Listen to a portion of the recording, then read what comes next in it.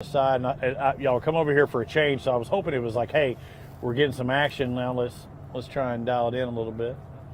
So what's on the back end of the Carolina rig when you throw it? Well, I've got a black and blue Senko on there right now with a blue jig. Okay.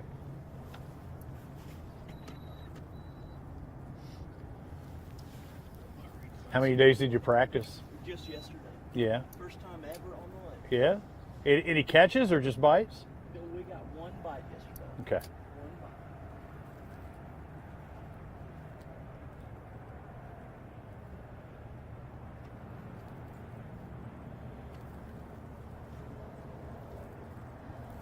You know, usually retying's not a slow and methodical process like that. When you can't feel your fingers, it makes things much more difficult, doesn't it? Yeah, I'm having trouble seeing too. Yeah. That's exactly what I was getting at. Whenever you're using a drop shot too, I mean, they got the smallest of eyelets, it seems like. We didn't have a whole lot of success yesterday, so we're going to try to take it slow this morning and see if maybe we can scare up a couple bites. Yeah. And then see if maybe the sun will help us.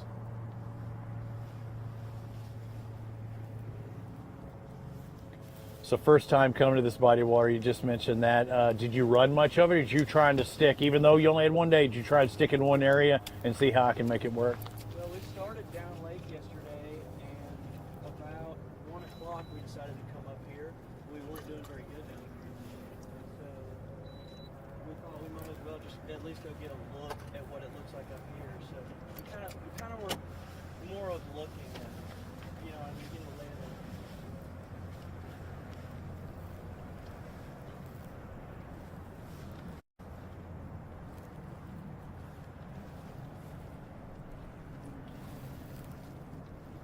Okay, for those of you watching online, we got friends, family, people around the country, around the world watching for that matter. Chris Reynolds and Nathan Reynolds, boat number 45.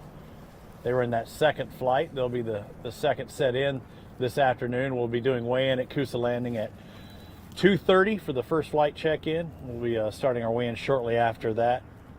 First time ever on this body of water, but that's not always a bad thing. Sometimes you could show up, and that's why I'd asked if they kind of focused on one area, because you'll see that often with guys with, say, mechanical difficulties or a trolling motor that's out. Well, instead of trying to fish this entire body of water, which can run a fair ways, and as you'll see from our other reporters that did go south, it kind of gets you to focus on one general area and find out, how can I get these fish bite, or how do I find these fish that are here? I don't need to be looking at, 30 miles of coastline when I need to just stick with 5 to 7.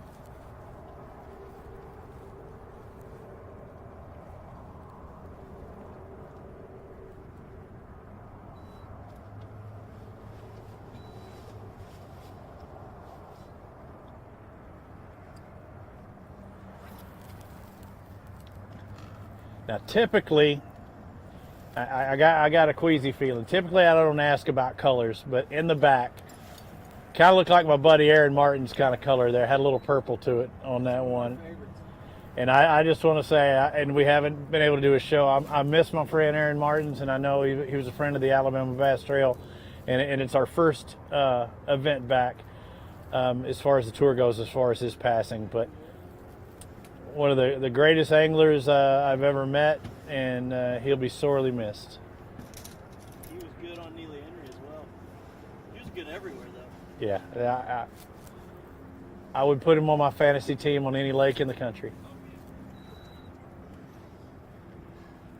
I got to drive Aaron through the weigh in Thompson Bowling at the 2019 Classic. And That was an experience, wasn't it? it was the second day, and he had a tough day. He didn't have any to weigh. And I could tell he was really dejected. And my job was just to drive him into the stadium, before he got on stage. And so I didn't say anything to him. And then as he got out of the truck, he looked at me. And he said, I don't have anything in the bag. He goes, but I caught 20 fish today. He goes, and if it wasn't the Classic, it would have been a great day. And I really appreciated his perspective, and that he took the time to share that when I knew he was disappointed. And we've been a giant fan of his ever since. And some of my first years, and unfortunately, you talk about the one that got away, maybe like at Pittsburgh, or having that fish and didn't want to weigh it in because he thought it might be too short. Could have been a classic winner several times over, and but he kept fighting for it. So that's why he was showing you how much it meant to him. He's like, any other day I'd be happy, but the classic, it's all about that Super Bowl ring. But yeah, again, when I saw that purple color, it made me, maybe you'll catch a little bit of Aaron Martin Mojo, a little bit Aaron's magic. Well, that lure, that color has worked on probably 10 different lakes for us. Yeah. And I mean, whether it's a big bite baits or whatever, I was like, that color is what a lot of people go to. All right, now see you looking down. I saw you hit the spot lock a second ago. Are you able to spot some fish on your graph? I'm seeing some fish around these brush piles and stumps, and whenever I had that bite a few minutes ago, I saw the fish and I pitched my drop shot to it, and that's what he did. Yeah. But I've seen some fish, but as far as I can tell, the fish are not very active. Right. So, but a great idea. Get the spinnerbait, run it by, especially those brush piles. Maybe get them fired up a little bit. I appreciate the insight. I know Kenneth is running around out there and chasing Duran. I think we can go over to Kenneth here in just a bit, but until we do that, we're going to watch you run by these brush piles and stuff a few times. Hopefully, I bring good luck to people, so I'm hoping we get one here, and then we'll go find somebody else and harass them for a little bit.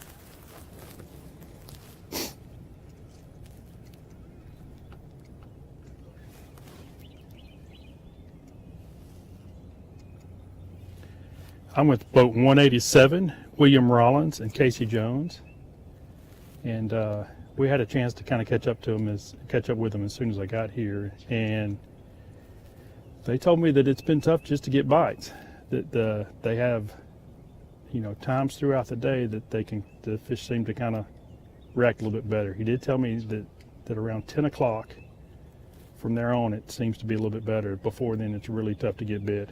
They feel like they've got to put it right in front of their nose in order for them to react to it. But they said it was tough. They didn't have a lot of confidence. Not a lot of feedback in practice. It's kind of what I'm getting at, and I think that's what we've heard from a lot of these guys. We hear that a lot in these tournaments, and these guys still bring in,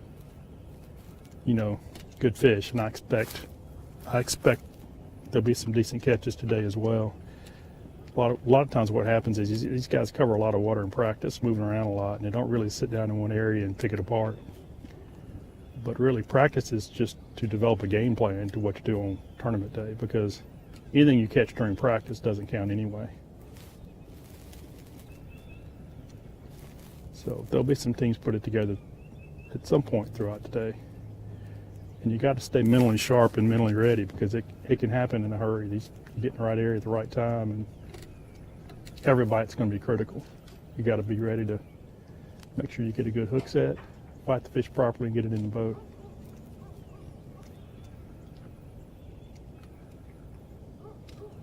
They spend a lot of time around this dock.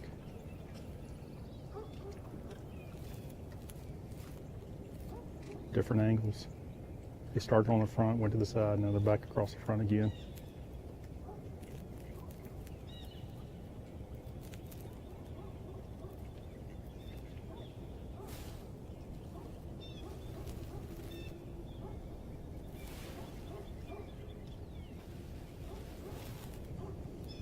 Of course, we've got the dog barking in the background. It wouldn't be live coverage without a dog barking, would it?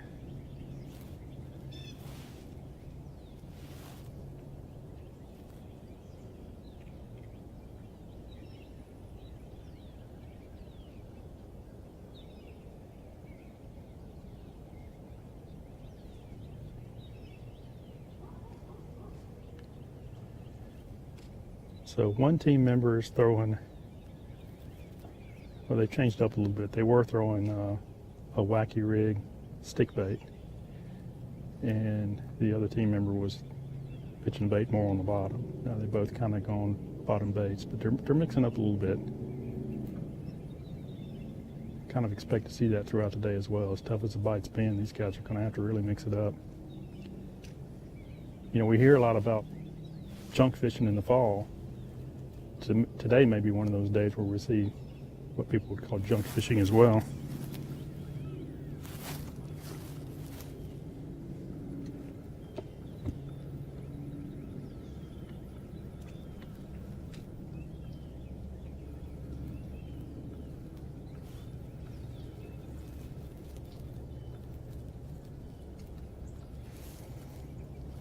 $187.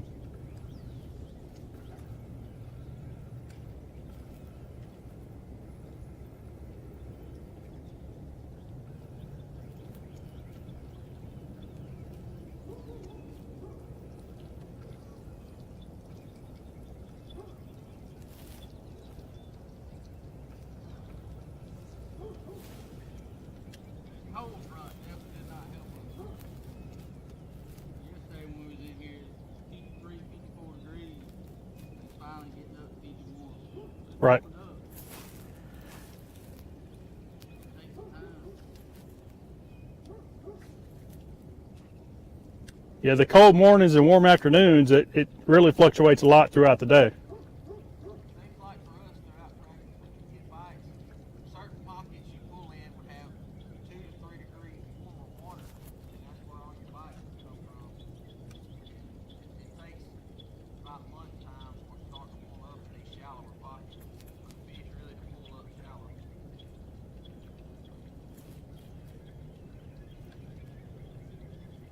the time of the year that the fish want to be shallow. Right. Just the weather fluctuations, the sail line.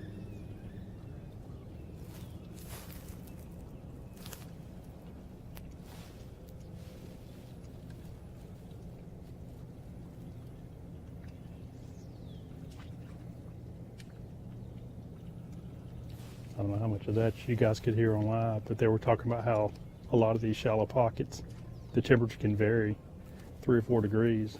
Said some of them they pull into be in the low 50s during practice, and pull into some that'd be mid 50s.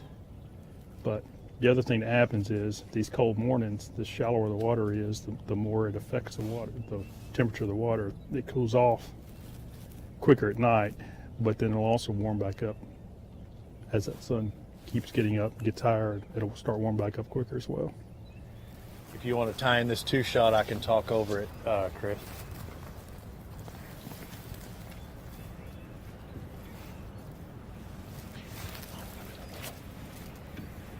At least you got the hard things out of the way, so now you don't have to worry about it. Everybody else should be easy for you. What do you mean I got the hard things out of the way? Hey guys, I'll let you know I've caught up with boat 122, Adam Breeken, Brian Huffstutler. You like how I did that? I got both names right.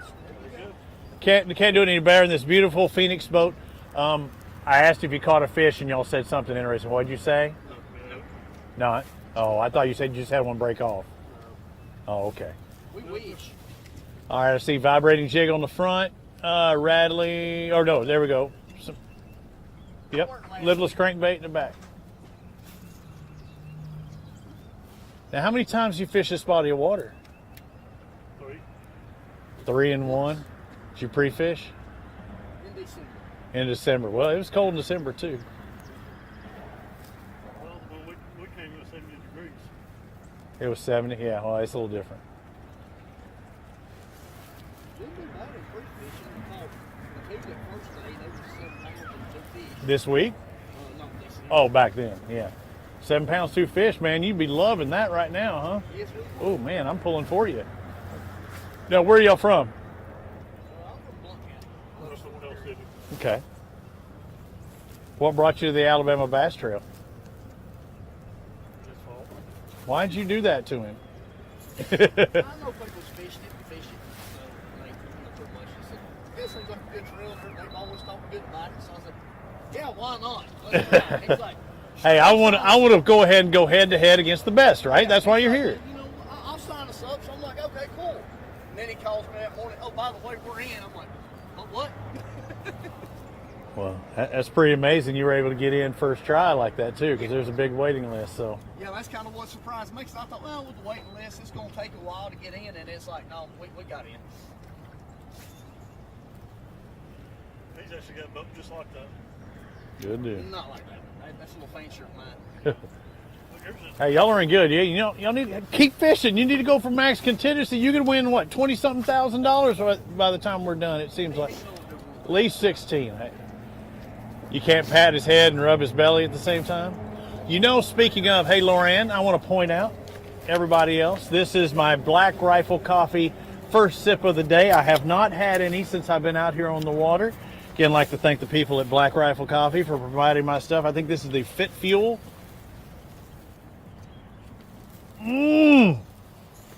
Delicious.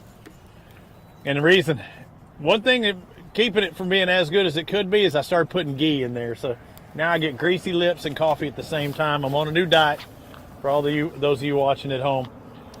But again, Black Rifle Coffee, first sip of the day. Now, y'all are new to the Alabama Bass Trail, right? Yep, first year. Did you ever watch online? Salt, yep. Did you watch a little bit online? Did you, you know, we got a little segment called What You Got for Snacks. Now, every good angler has a great snack bag. What you got for snacks? jalapeno cheddar goat sausage. Jalapeno cheddar sausage. Dang it, I need some of that. All right, well, You got a knife on me? give me time. I'll get it later. I've got quite a bit. I got spicy Vienna sausage. Uh-oh, I'm saying still. Did you see some movement? Just trying to find something to get or something. Yeah, one of my old bosses has fished this trail for a while. He fished in the south. Mark Wallace and Aaron, I can't remember Aaron's name. Well, maybe you can face them in the championship. I know they won one before. That's what I'm saying. You can go head to head with them in the championship. You be the North representative, they be the South.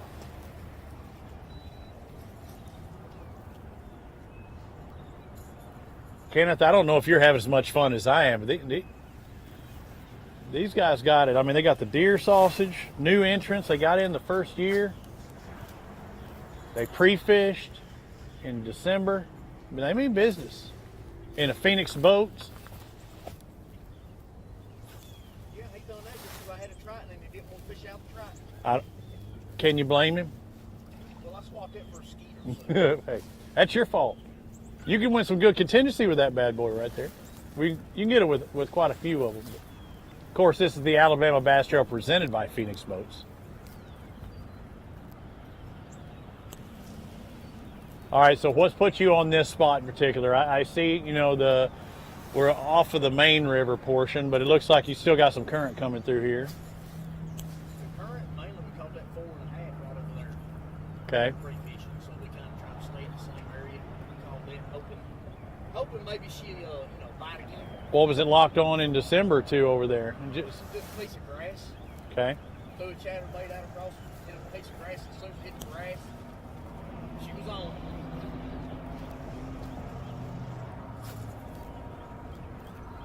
Of course, the water was about 2 foot lower than what it is right now, too. Probably a little clearer too. Yeah. Definitely warmer.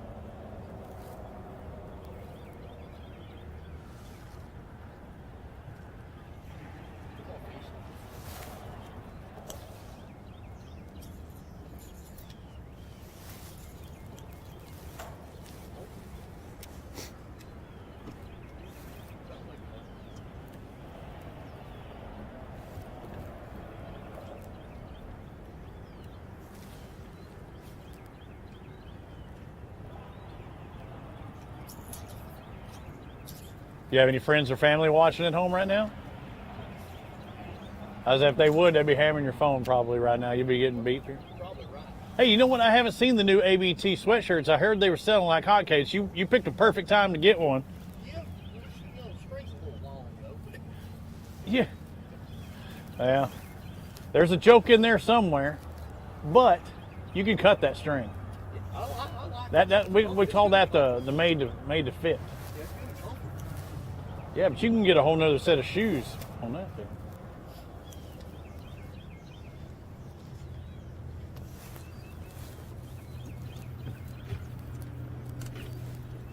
I just wish it wasn't so muddy. Yeah, it is muddy out there, at least where we are right now. And I know we've been following Kenneth. And,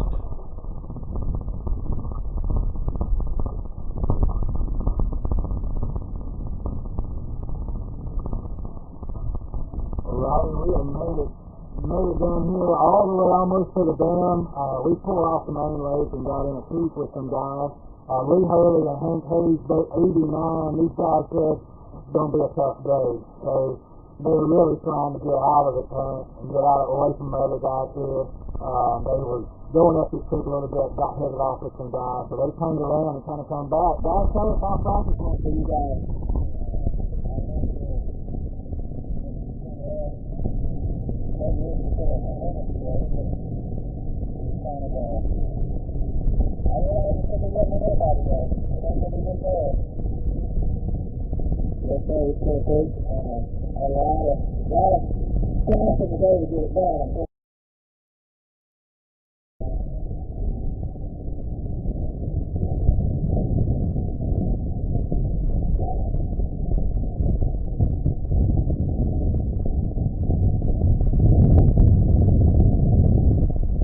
Muddy water is still down here for this guy. I got water tank loaded in there. So it's got down to the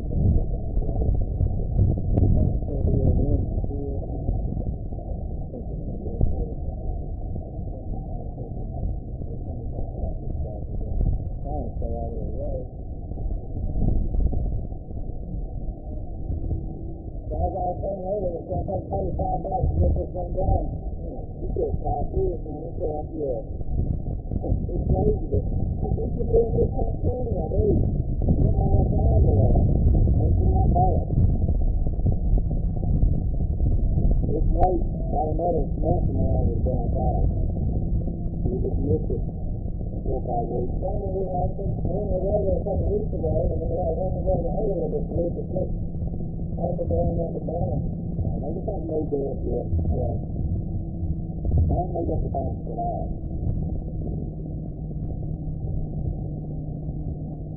The other thing I thought about here, still working about it. We had a feeling about it come out, we were taking the water with no muddy and kind of, you know, I might get past this, all in that big point of time.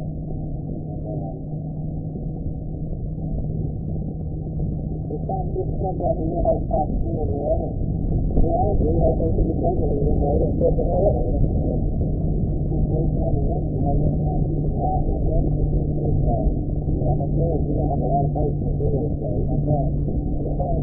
Trey and Daniel. Now you get it. We'll always stay like quite tight and close with them if I know that they're still there.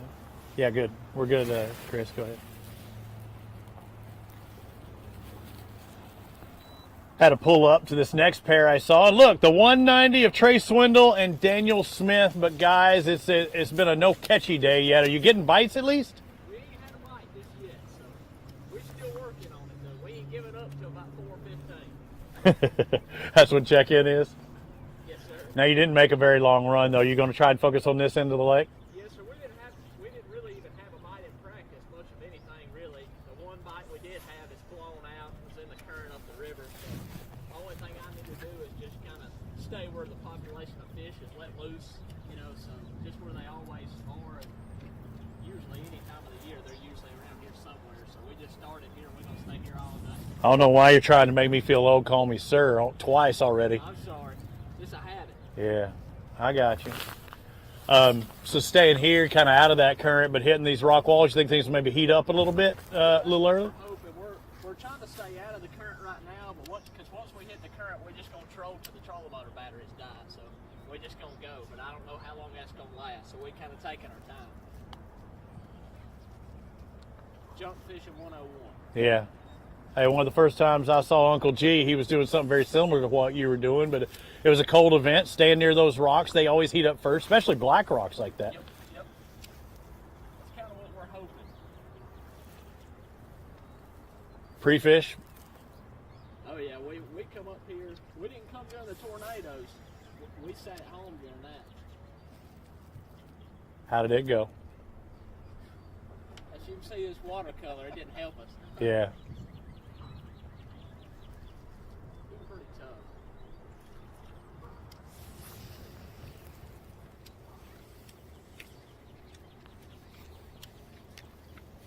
Just hoping to run into 5 somewhere.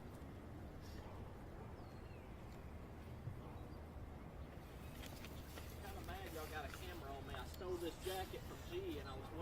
to give it back. Now I'm on camera. He's gonna know I still got it. Well, yeah, no, I think I even remember hearing him talk about that the last time. He knows you got it. Oh, he knows I got it, but see, I snuck away down there in Florida somehow, and I still got it. And then, but now that I'm on camera, I don't foresee it lasting much longer.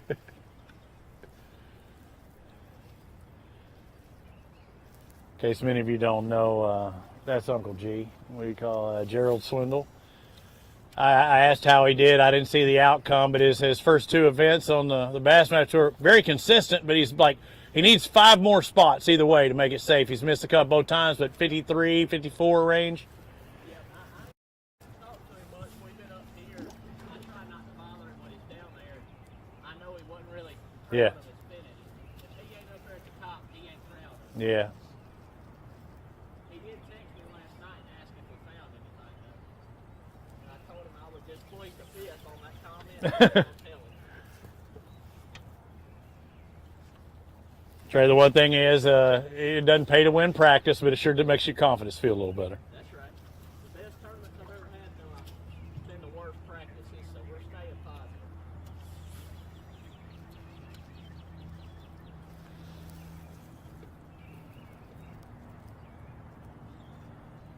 It's hard to fish with all this trash blowing in there. Yeah, trash, logs. I mean, you're out there. I saw trees standing. For those of you watching, we're on Trey Swindle and Daniel Smith on our third. We've got 3 reporters out there on the water, Kenneth as well as Jason with their pair, but trying to give you all the scoop we can. We caught up with like 4 or 5 already this morning.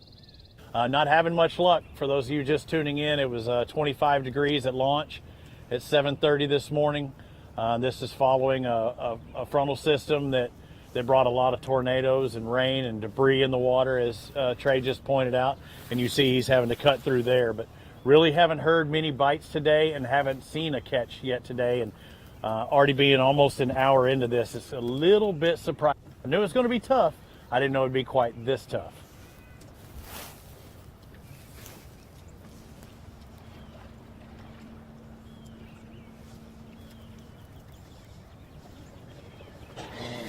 We're still in the same area. The team we were following, boat 187, is about to leave, but there's 3 other boats in here. This team here and this tracker boat that we're on now, I haven't been able to get up to them and find out what their boat number is, but I was kind of watching him while we were watching the other boats, and he just had a swing and a miss on the corner of that dock that he's thrown back into now. He's not been able to, this is his 3rd cast since then, he's not been able to get the bite again. As tough as it is to get bites, you don't want to be in a situation where you get the bite and then you come up empty, not being able to get the hook set.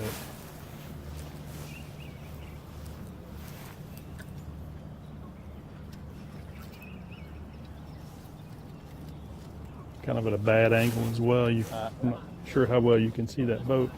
Sun What's funny, it's a long stretch, but it's fishing small right now, and I don't think it's because all the fish are congregated. It's just everybody seems to be going right. This team spent a lot of time around this dock. The same idea.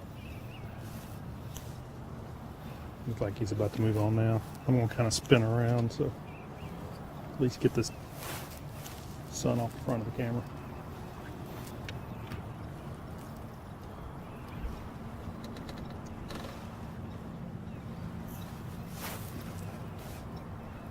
Hey, what's your boat number? 42. I forgot to ask you, Trey, what you got for snacks?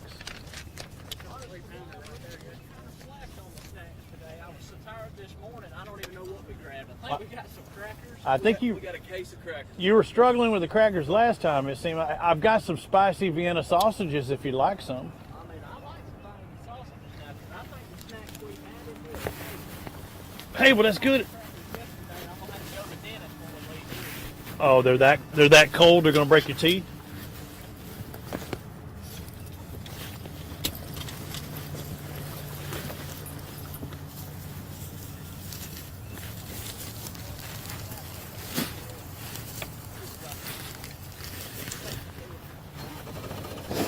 Hey Trey, look at these tasty morphs. I got some Chipotle tuna. I've got my Chipotle tuna and my spicy. Hey, I'll hook a brother up if you need some. I'm gonna find you in about an hour. All right, I'll see you then, brother. Who's on?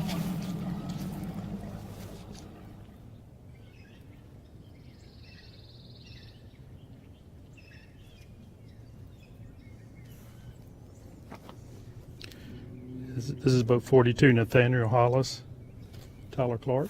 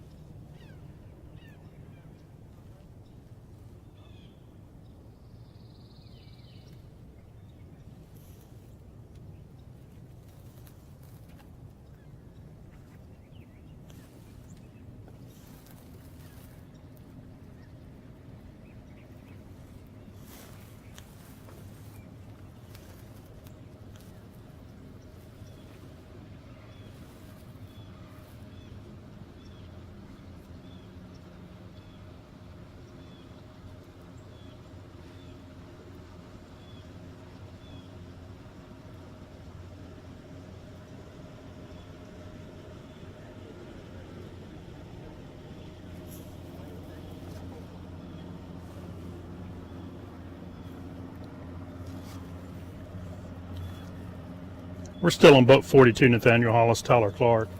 This is the tracker that I said earlier that had kind of a swing and a miss off the corner of that dock. He told me afterwards that yesterday in practice he caught a 3-pounder in that spot. So that doesn't help to know that you've come back and you get a bite there. You can't get a good hook in them, knowing that you caught a 3-pounder there the day before. But I'm sure he will hit that dock again before the end of the day. I knew something like that may have been the case because he spent a lot of time on that dock. Just about the whole time we were on that other boat, they were fishing that dock. So 3-pounder this time of year on this lake will go a long way. So I understand the reason why he spent so much time on that dock.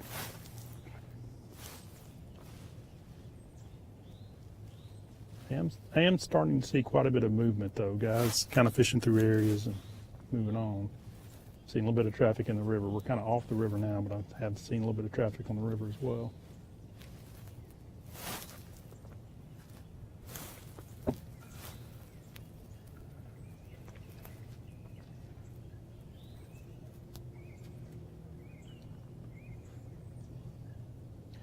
Well, Jason, some of that could be from practice. A lot of these guys, really struggled in practice. So they're probably still trying to eliminate water or trying to fish today like they would in practice, trying to cover more water.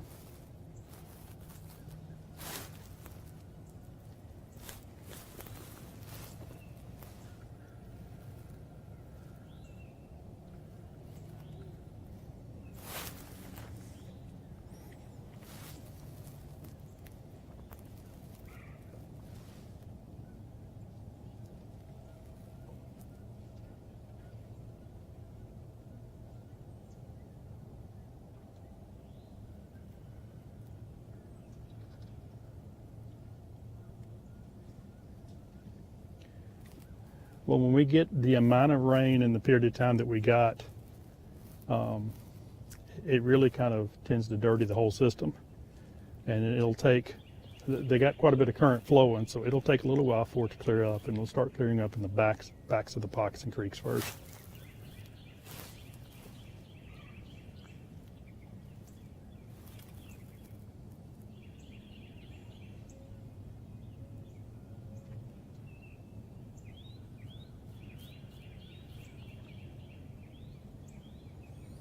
And you got to also remember that the river system is also flushing out of Weiss Lake. Weiss Lake feeds into Neely Henry. So, all the water in Weiss Lake that needs to flow out, it's got to come through here. So the actual river channel itself will keep color for a while for all that to finally filter out.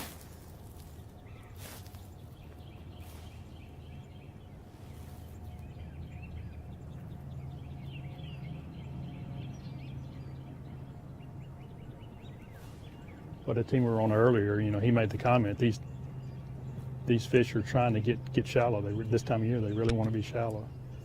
And, he did talk about how later in the day the bite got better.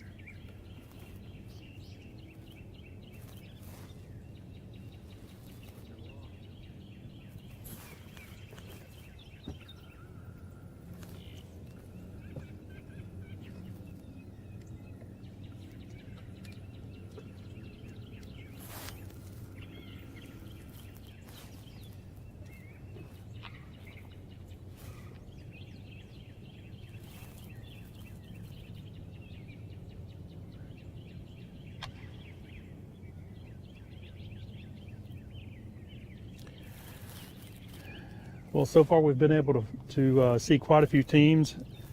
A lot of the same thing going on. A lot of guys, trying to focus on getting the bite. It hadn't happened yet, but I think most of these guys are expecting as the day warms up, it's going to get better.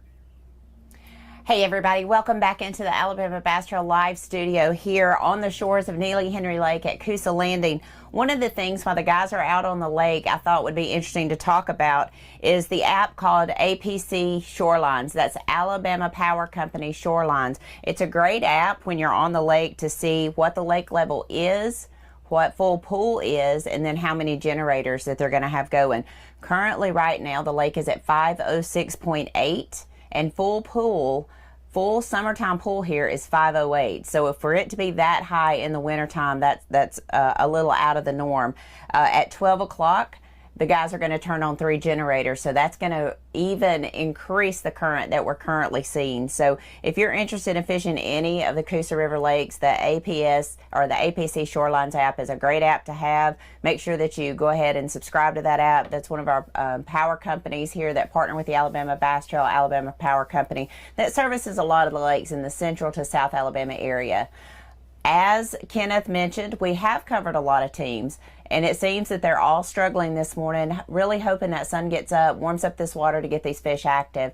We're going to take a short commercial break. We'll be back shortly. Remember, you can follow all of the action at alabamabasstrail.org, on Facebook at Alabama Bass Trail Tournament Series, and on YouTube at Alabama Bass Trail TV. We'll see you back in just a few minutes.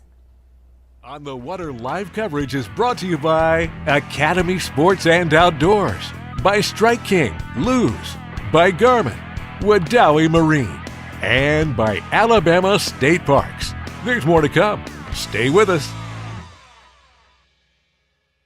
Buying stale burnt coffee is like eating hot sushi out of a vending machine. It's just a no-no. Explosion. Cool guys don't look at them. As a veteran-owned and operated company, we take massive pride in giving back. And with your support, we've donated millions to charitable organizations and veterans. Do you have a lightsaber leg, Jay?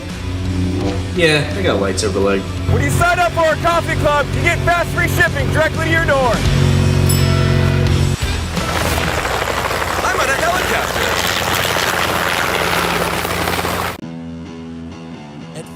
Boats, our passion for fishing is obvious. Whether it's a pro event or fishing with our family and friends, We truly love the sport of fishing. that's why our goal is to make every single Phoenix boat that goes out the door the best fishing platform it can be in both design and construction. We love to fish as much as anyone, and we believe it shows in every boat we build. Phoenix Boats, built by anglers for anglers. Stetson Blaylock, Todd Otten, Head Fury, let's go! Garmin Live Scope, I tell you right now, if you don't have it, you are behind. This is just wild. It's like a video game. If you do not have that Garmin Live Scope, you are definitely missing out. Bassmaster Classic Champion!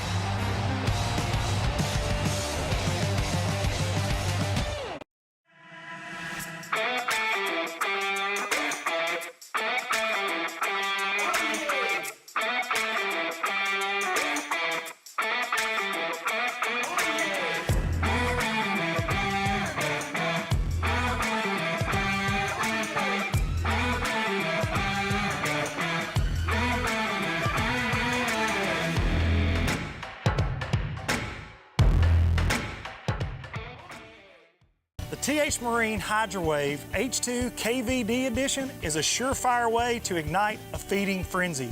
The Hydrowave utilizes a sound-emitting technology that imitates bait fish and other feeding fish below the surface that preys on the competitive nature of bass and other game fish to get you more bites. The Hydrowave is another way that TH Marine has you covered from transom to trolling motor.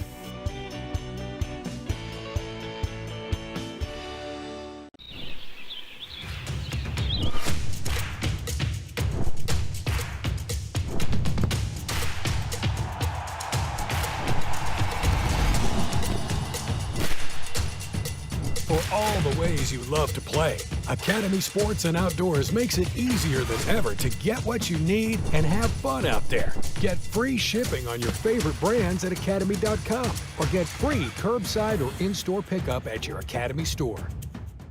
Jack's Big Bologna Breakfast Sandwich is back. There's just more to love with 2 perfectly fried slices of bologna topped with eggs, cheese, and Texas toast for just $3.49. Breakfast made the Southern way. Jack's, all about the South. Big companies get bigger and bigger and talk about their fancy labs where they study fish behavior. But then they all go golfing on the weekend. We don't have a large laboratory to test baits. Why, you ask? We don't need a big laboratory because our pros fish, our employees fish, our salespeople fish, our suppliers fish, our mold builders fish, our owners fish, and our kids fish. This is our laboratory. Our R&D comes from time on the water, learning how to make fish bite. We don't have other hobbies. We fish. We fish all year in all conditions across the whole country. All that time on the water brings us thousands of hours of testing new products and improving current ones for all species. We're a family-owned U.S. company that has many of our products made in America by American workers. The products we don't make in America, we make in Guatemala, which supports many families in that country as well. Bill Petty Toyota is Alabama's #1 volume Toyota dealer. But that's not the only reason to get to know Bill Petty. Enjoy a 10-year unlimited warranty on every new Toyota in stock. Get 1 year of 24/7 roadside assistance. Test drive for the chance to win $5,000. You heard right. 5,000 big ones. Plus, choose from over 700 new Toyotas in stock and price to move. Bill Petty Toyota is Alabama's #1 volume Toyota dealer. Get to know us today. This portion of Alabama Bass Trail Live is sponsored by AmFirst Federal Credit Union, Fish Alabama, Mountain Dew, by Jack's, and by Alabama State Parks. Live coverage continues right after this.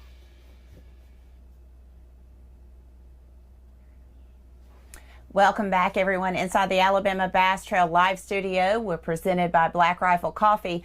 I did want to cover the fact that we do have 225 boats out on the water today. Roughly 65 of those are new teams that have never fished the Alabama Bass Trail before.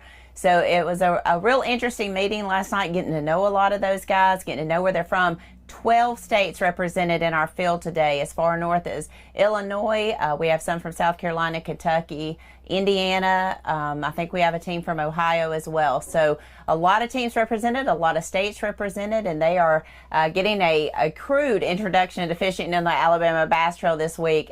The conditions have changed so drastically from Monday to today, and so we're hoping to get back out on the water, hoping to get you a few fish catches. I know Jason said he is in line sight or eyesight of 3 different teams, so we're going to get back out on the water and let you get to know some more teams out there. Jason, who are you with now?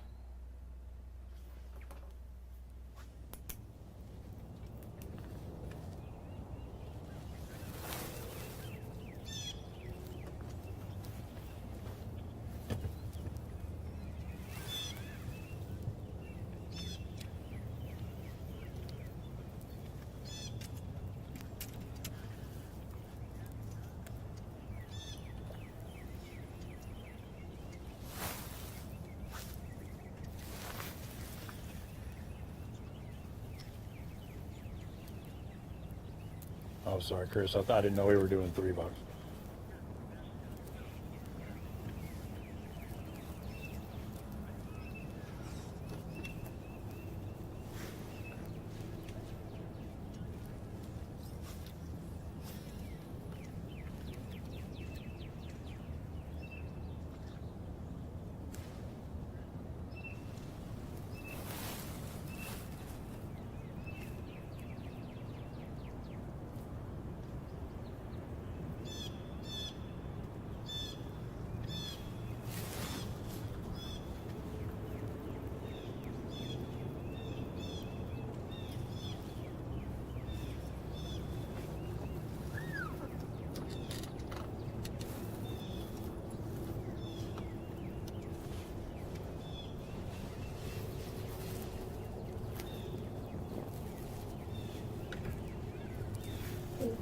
Sorry.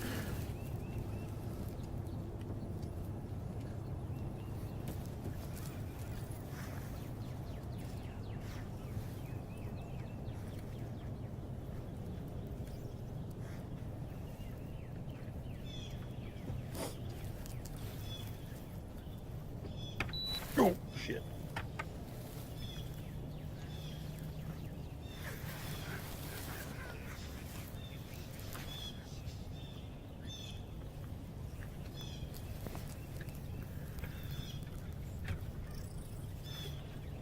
Okay, had mentioned a lot of new anglers in the field this year. Here's a couple of not so new anglers. I'm not saying you're old or anything. I'm just saying your experience. You've been on the Alabama Bass Trail a time or two. Cody Bowden, Lee Bolt, boat number 63 today, and not going how you'd hoped. Any bites at all this morning? I noticed that you're throwing some moving baits, and you're actually not on the main river. You found like a little lake here, a little pocket off of the main river.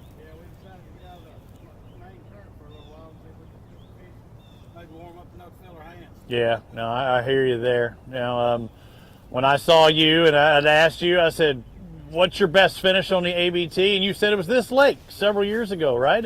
Where'd you finish? 12th place. That boy good. That's my Coming to America line. Oh, is it? Yeah, I just had that boy good. But, last year you had a good finish. Seemed like another top 20. It seemed like, wasn't it? Pickwick. Yeah. Yeah, we started off in Pickwick last year. So the thought of getting out of that main river here, I mean, you got a lot of brush, stick up, a lot of things in the water. This looks like a typical summer type area I'd want to be in, but what's the water temp where you're at? About 50 degrees. 50 degrees, so still holding right around that spot. Heck, this just looks fishy altogether. But you're deciding to use moving baits. No, you don't want to put that shaky head or drop shot in your hand, do you?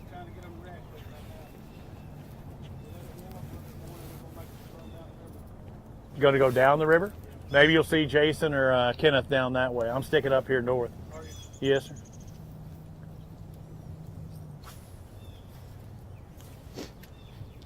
Did you pre-fish this week? Well, I started 2 weeks, my truck overheated, and I turned around and go back to the house. Your truck overheated? Yeah, so we ended up not getting pre-fishing time. Get the truck fixed? No, not yet. To tell you the truth, I still haven't figured out what exactly. Well, you need to take that bad boy to Bill Penny. They can figure that back out. So we've heard who Jason was with. I'm with 63, Bowden and Bolt. Kenneth, who are you with? Robert, this is boat 64. Lance Whitaker and Jeremy Briscoe. Nice. And they were, at one point earlier I said I could see 4 boats at one time. This is one of those 4 boats. They finally got by me where I could kind of catch up to them. And when we were off to commercial, I was able to talk to them for a little bit. But they have not had a bite. We'll go find somebody else. And said that that's kind of the way the practice went. They're just going to keep covering water and hopefully get a bite and then kind of build on that bite. But until they get a bite, they're not real sure what it's going to take.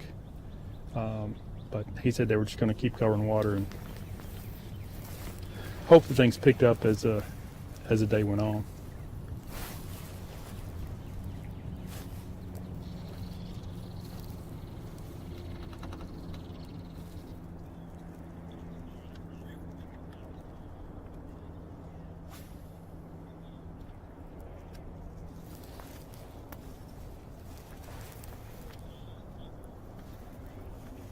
All right, guys, we're going to mosey on down. Good luck out there. Tear them up.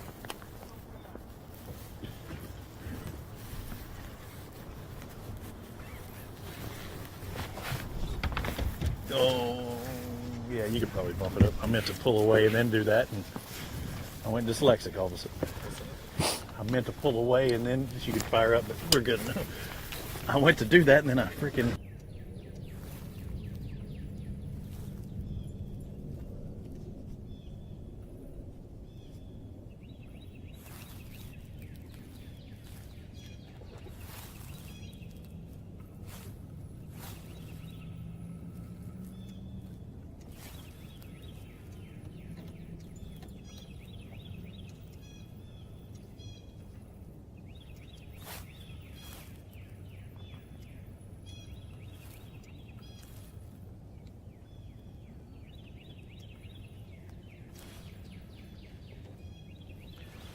Well, we've been fortunate this morning to see a lot of teams on the water, but we have not seen fish catches. It's really not surprising. I mean, we knew it was going to be tough. These guys telling us it's going to be tough, but I really expect it to get better as the day goes on, especially this afternoon. These boats in the last flight are really going to have an advantage, in my opinion. And our live coverage, we go to 11:30 or noon. I'm not sure what time we're going to cut off today, but we're probably going to miss the best window for bites. So I'm not sure how many fish catches we'll actually get during our live coverage, but being able to talk to these anglers and kind of get an idea of what's going through their head, it's pretty interesting to hear some of these guys talk. When they have a tough practice, some of these guys, it really gets to them, and you can kind of tell it in their body language and the way they talk that they don't have much confidence. But practice is really designed to give you an idea of what you should be doing during the tournament. So I'm sure the guys that do well in this tournament today are the ones that have a good positive attitude this morning and are not concerned about the lack of bites during practice. And they're going to keep their head down, keep working. Hope they get a few bites throughout the day and then build upon that.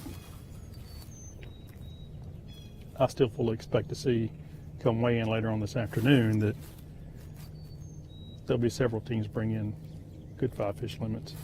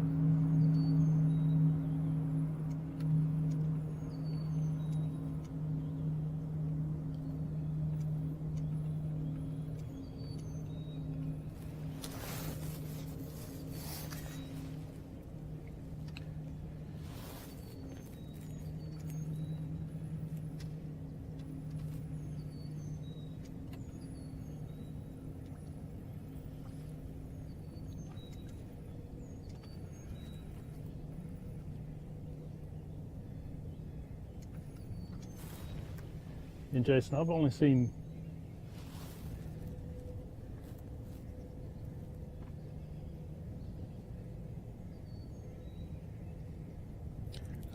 one team that had a bite on the corner of a dock, but he didn't get a hook set in it. That's all the action that I've seen so far this morning.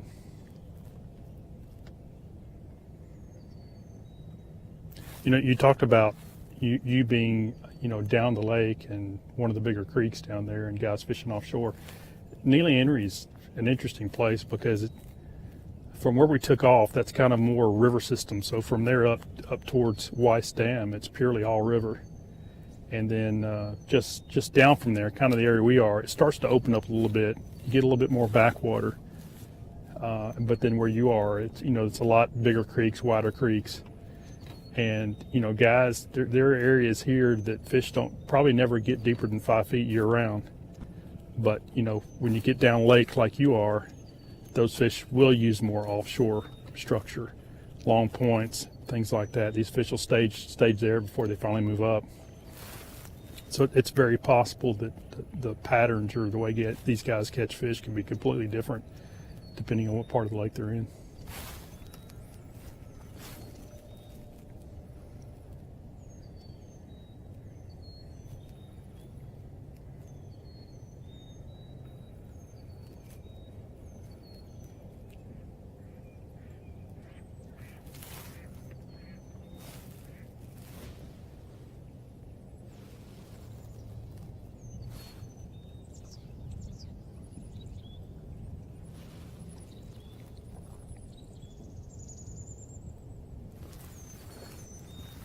You know, Kay talked about the diversity of the anglers that fish ABT and the different states that are represented in here. You know, a place like Neely Henry, a team, if they're not familiar with the lake, they can find something that resembles what they're used to fishing though, you know, depending on what part of the lake that you're in.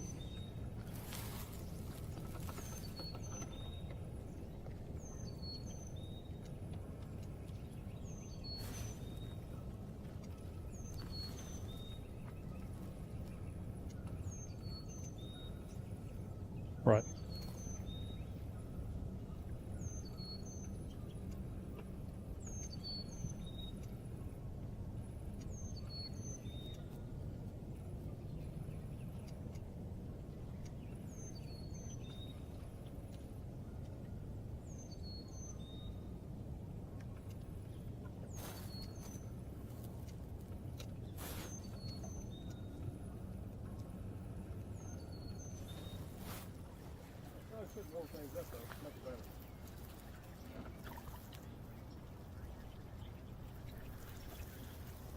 I got boat number 68, Preston Henson, Adam Lynn, and they are doing some power fishing right now. I mean, going straight into this current, actually not far from Coosa River, and or from Coosa Landing, excuse me, where we launched. And I say power fishing because this current is really hauling, and they got to keep that trolling motor on high. So how's the day been going so far? It's been slow. We had one good bite on the spinnerbait earlier. Just didn't hook up with it. Didn't land it. Well, you are my first actual bite of the day. That tells you how tough it is.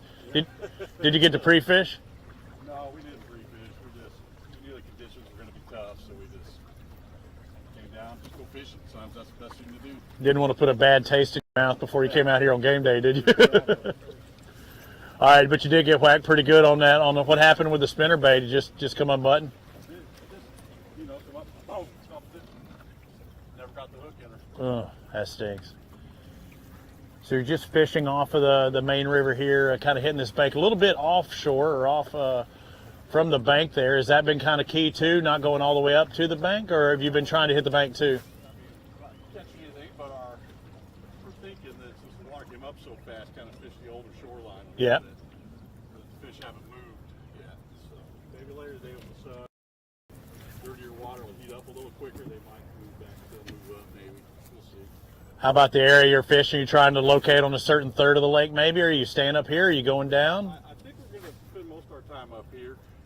Just look, you know, a couple quality bites will go a long way in this thing. Absolutely.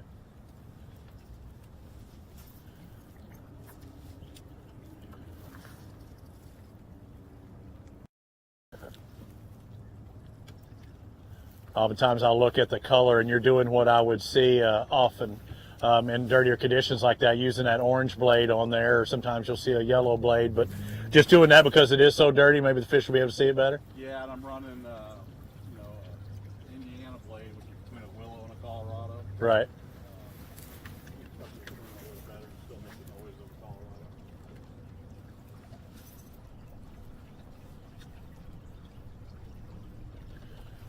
Now, who had the strike earlier? That it? Slow rolling it? Slow rolling, yes. Yeah, super slow probably, huh? Just enough to get the blade firm. River fishing 101, I was on a little backdating. Yeah.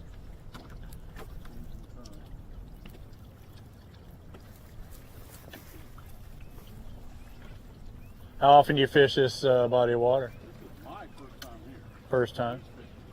Couple times a year. Couple. Ever when it's this cold out, 25 when you take off? Look at the schedule and I said, well, let's change the stuff up next year for sure. Well, I mean, honestly, anybody could fish here during the summer, but let's find the best of the best. It might not take 15, 20 pounds to win this. It might be a 12-pound tournament. I mean, you'd take 12 pounds to go home right now, wouldn't you? Oh, yeah. It definitely levels the playing field when it gets this tough. I mean, they're there. You just got to find them and get them, at the right time. But yeah. This kind of flips the playing field for sure, I think. I mean, what I believe, anybody's game today. Yeah, we've always going to catch them. Right. When talking with Kay the other day, I mean, we've started at similar type places each year, and some of those guys who used to fish in those bodies of water had a pretty good head start in the past few years. That's not, how often do you fish this river when it's cold?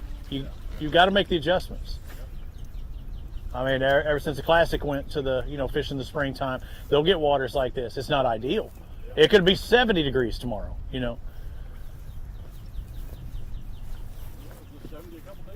Right.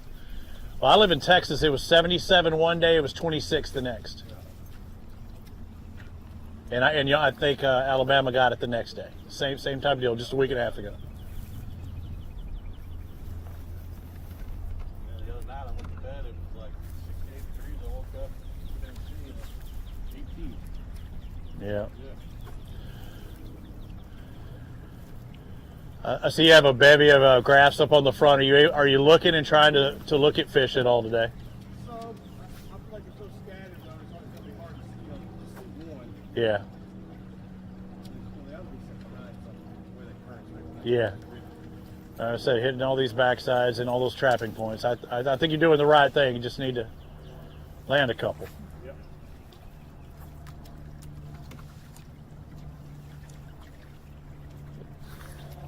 Those of you watching Homeboat 68, Preston Henson, Adam Lynn. No fish in the boat, but they did have one hit on a spinnerbait earlier. You see now switching up to throwing a jig, just trying to get that one bite and make all the difference in the world on a body of water like this.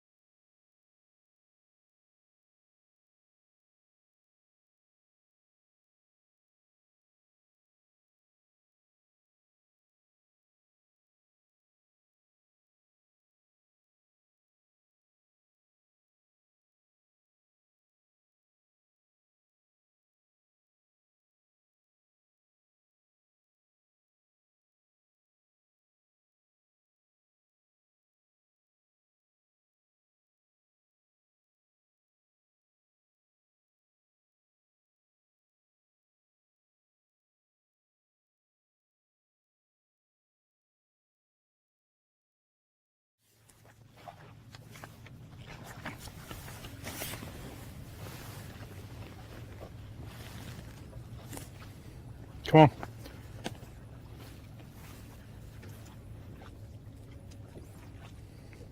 Here we're about 136, Keith Van and Jeremy Jones. Guys, we just caught up to you. How's it going so far? What's that? Miserable. Come on now. Have you had a bite? No bites. Man, you got this beautiful place all to yourself in here?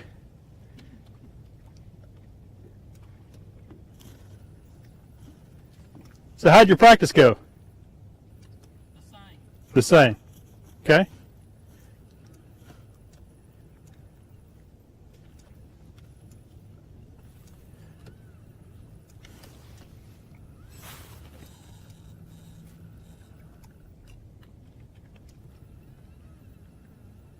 How many days did you guys spend practicing? 2 days, okay.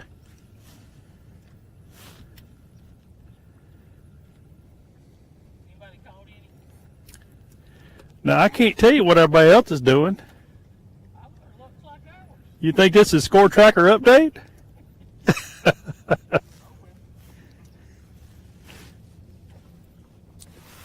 See, if I did that, the next team I pull up on, they ask me if anybody's catching them, I have to tell them you guys got 20 pounds.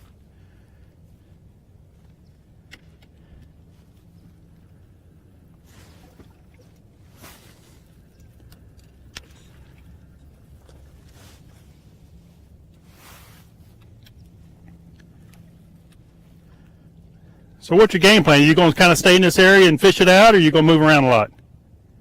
Always stay here. Okay.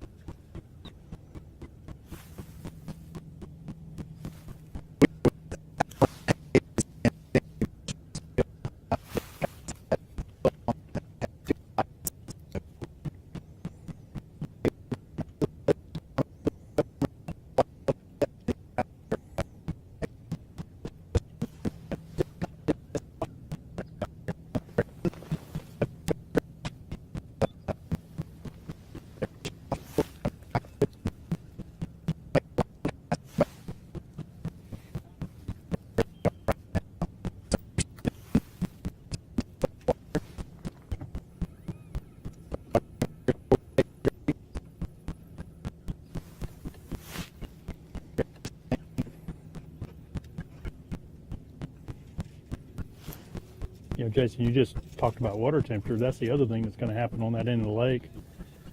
You know, more of the deeper water, it's going to take a little bit longer to warm up. I'm seeing 51 to 51 and a half up here, depending on where I'm at. I'm kind of in another little backwater area now.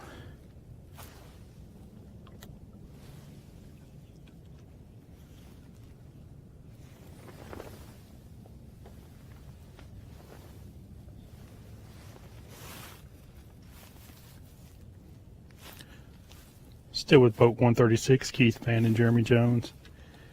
These guys are kind of in a little backwater, almost look like an old backwater pond. There's a lot of these up here in this part of the lake, but pretty much in here all by themselves. I don't know if anyone tried to move in earlier, but he said it's been slow and it's kind of how their practice went, but he's planning on probably just sticking it out in here all day long and probably just making a few laps around here throughout the day and hope that these fish get active at some point. It's kind of an area when the fish move in here, they don't really have anywhere else to go.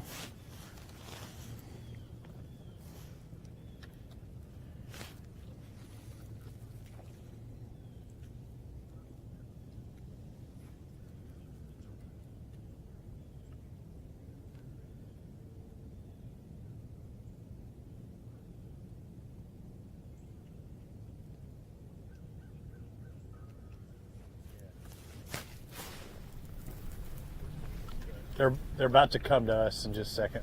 If you hear me talking.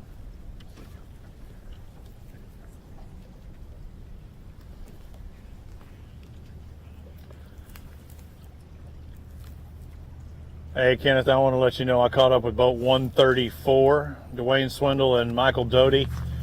They're in a particular area here. There's a little park right over near the Fish Market restaurant. There's one area that I went to last year, a little tunnel, a little backwater area, but I don't think any of the boats can really get there to it today. So they're fishing on the outside here, trying to get this little break and around this turn. Guys, how's the day been going so far? Any bites, any catches? Not yet. No bites? Well, our record right now is 2 bites. That's what we've heard. So it's a tough day. Did you pre-fish at all? Yeah, I stayed down all week. How did it go? 2 or 3 here or there, and that's it. Yeah. Just tough from dam to dam. It's pretty tough. The water. Yeah, the water's definitely up. And Kay was mentioning they were actually going to release some more. That's not going to make things much better as well. So what's the thought? I see you cranking in front. Look, I'm going a little slower in the back. What's the thought? And what are you going to be looking for? What I've seen, there's a lot of big fish outside.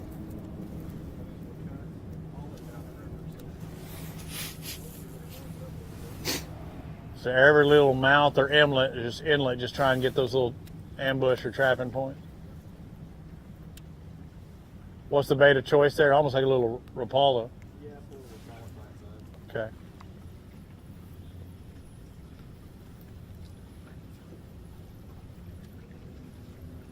Fish this lake often? Or river? Grew up here and moved away about 7 or 8 years ago and still fishing 3 or 4 times a year. But Yeah.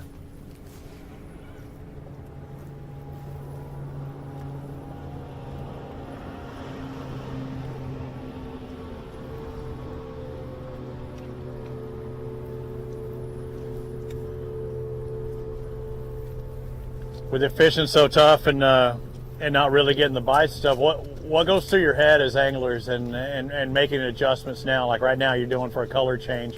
What are your thoughts? Because right now you're somewhat beating the banks and trying to hit these inlets. Do you change it up, or you just stick with what you think has to work eventually?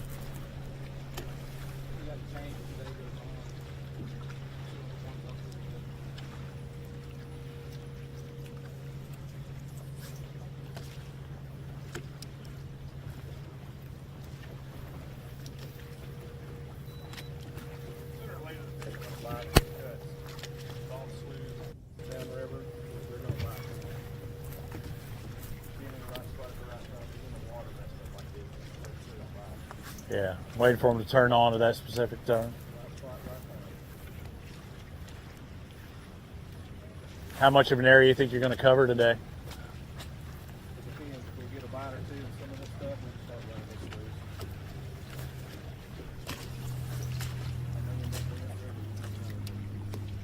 Water's a little higher up there. By the time it turns at Oaks Bluff, it turns at the water plant.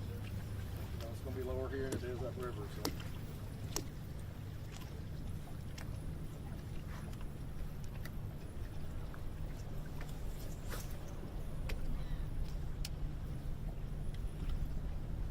One good thing about it this far down, or just being just south of Coosa River Landing, you'd always hit the jacks if you get hungry. A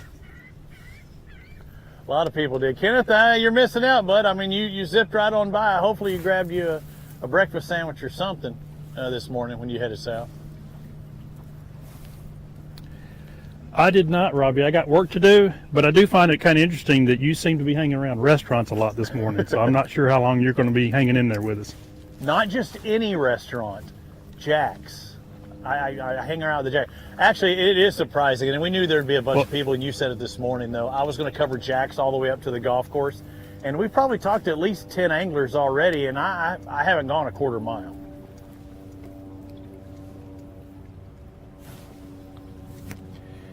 You know, there's a lot of boats that typically hang out, you know, in that area of the lake. So it's not uncommon to see that, and I'm not surprised that it's happening today.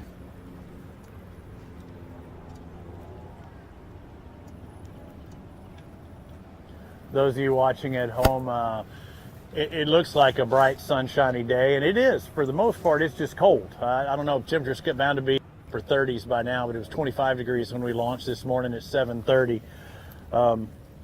Now that it's closer to 9 o'clock, things are starting to heat up, but the fishing has not. Haven't seen anybody catch any fish from our vantage point, and I believe the other guys are kind of in that same boat, not really getting many bites. And the one thing that's been a common occurrence is everybody's been saying they're just waiting for things to heat up. Things are supposed to heat up, and they're going to be waiting, but you and I both know, Kenneth, the longer they wait, the more they maybe fish a little bit too fast or something like that. And it's not going to be a 25-pound tournament or a 20-pound tournament. This thing could be won with a low weight. And these guys got to change their target weight, too, that they thought they needed to catch. It might be a lot lower than they thought.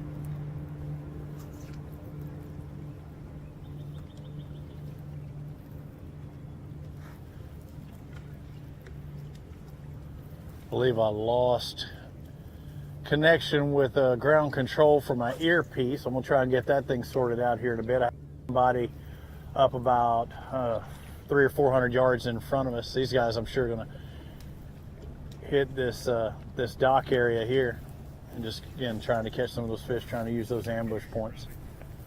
Starting to see the bait coming through.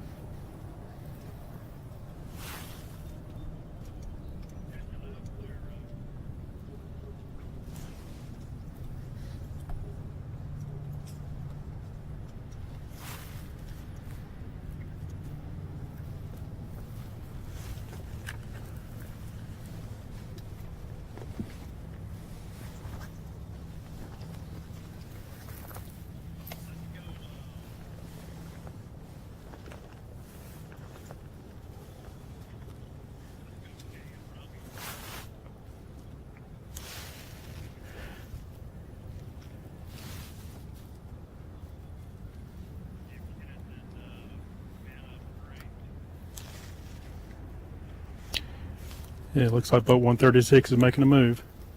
Good luck, guys. Sounds like I can hear the crew. Guys, which you want to go a certain direction? Sorry, my headset wasn't working.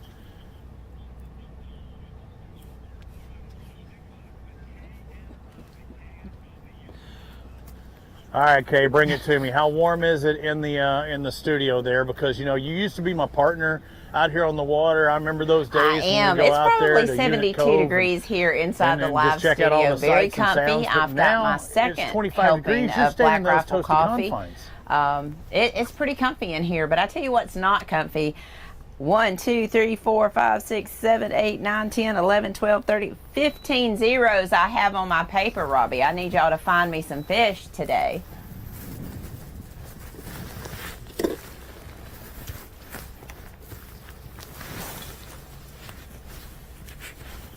Yeah. Yeah, and we're I'm literally, I said I'm going to try and find everyone I can. I'm just going to work my way north, but it's unbelievable. I haven't been in a tournament that so little hits, but no catches. That's a lot. And again, it has nothing to do with this body of water. There's plenty of fish, and this might be our first one. Is that? Oh, I thought it was. It's not, has nothing to do with this body of water. It's talking about the amount of rain and the pressure that it got from that, the tornadic activity stuff just a couple of days ago. If you look behind our boat, or even Laura-Ann, if she's shooting forward, she can shoot straight down and just see the stuff going through the water. It really was. That's and these guys, a lot of these guys have practiced last weekend, and then a lot of debris. Thursday, Friday this week. It's totally different. It's what they saw Saturday and Sunday of last week is totally different from this week. Neely Henry has been a phenomenal tournament location for us, and for a long time, over 2 years, it held the record for the most bass weighed in at 1,779 pounds. So the big fish live here. I talked to some guys last night, and they said they had 2 4-pounders in practice. They were hoping they could duplicate that. And right now, I think a lot of guys would like to have just one of those 4-pounders in the boat.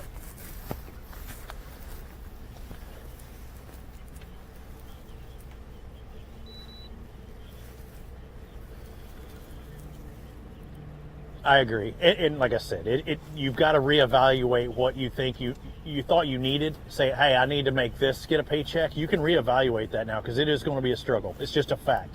And you can never make, or you can never please 225 boats out on the water. And someone like, we're out here fishing, and it's this cold and whatever.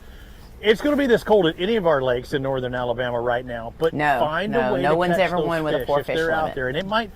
Who knows? It might. We might. Have we could ever had happen. a tournament one? There's that a we didn't lot have a of limit? possibilities out there. Right. But that could happen. Right. I mean, you could have somebody out there catch some good fish and only have 4 of them. That's what I'm saying. So the fish are there in the quality, but you might not get that 5th fish. So do what it takes to catch a keeper bass, which is only a 12-inch fish, whether it be spot or largemouth. Try and get those numbers, and I guarantee you, everybody's just trying to get 5. They can, we talk about this, and I distinctly remember Gerald Swindle on Lake Guntersville in the Bassmaster Classic. But yeah, there's some home good fish lake in there to be had. Day 1, 1 fish. Day 2, 2 fish. And he said, well, all I can say is I'm consistent. Lake Guntersville, his home lake, in February, and he brought home 3 fish in the Bassmaster Classic, biggest tournament in the world. Gerald probably wouldn't mind me talking about this. It just goes to show you that the week before, the Alabama Bass Trail was on that lake, and we had 3 days of single-digit temperatures. So, and it snowed during their practice. So conditions change, and it changes the lake. We had clear water conditions and 60-degree weather Wednesday. Thursday, 50-mile-an-hour winds, tornadoes coming through, and we dropped 25 to 30 degrees, and we still had 50 to 60-mile-an-hour gusting winds. It totally changed this lake, and those fish are scattered, and they're, you know, they've got thumped on the head with a little bit of lightning and thunderstorms, so they're a little scattered right now, and the guys will find them. I do think it's going to wait till this afternoon before they really turn on.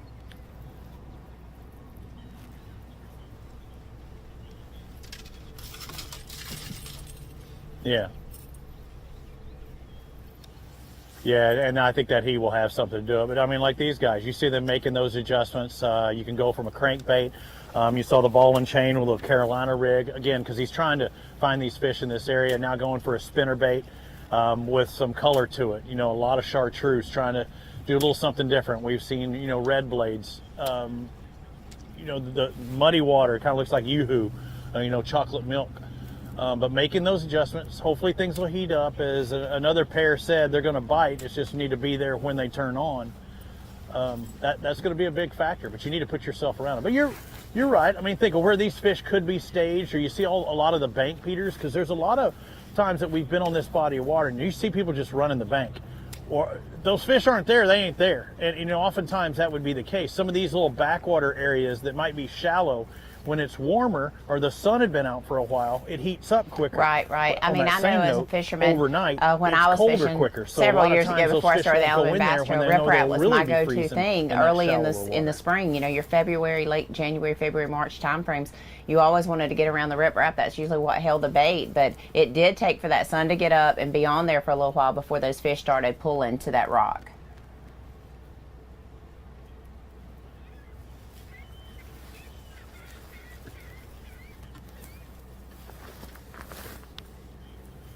Yeah, well, I mean, these guys here, they've got a little bit of riprap on that corner, but really a good ambush point for the bait fish that hang around these points, and for the bass to try and ambush them. So that they're kind of locked into this spot. I'm quite sure it's a good spot, and also, like I mentioned earlier, as Lorian's shooting through that bridge, you can see a little culvert back there in the back, and there's another small body of water. Was it last year, year before last? Remember, we had one of our top teams, our Anglers of the Year, back there fishing. But with the water level being up, I don't know that you can get there. I know our boat couldn't, because exactly, you know, and that just came up within the last, I still think the motor would probably get. 24 hours. There's some areas so some of the guys may not have they even might been on not the be able to water get since to, this like water this came one, up for like this. So when they put in this morning here at Coosa Landing, a lot of them were probably looking around and saying things are going to be a whole lot different today.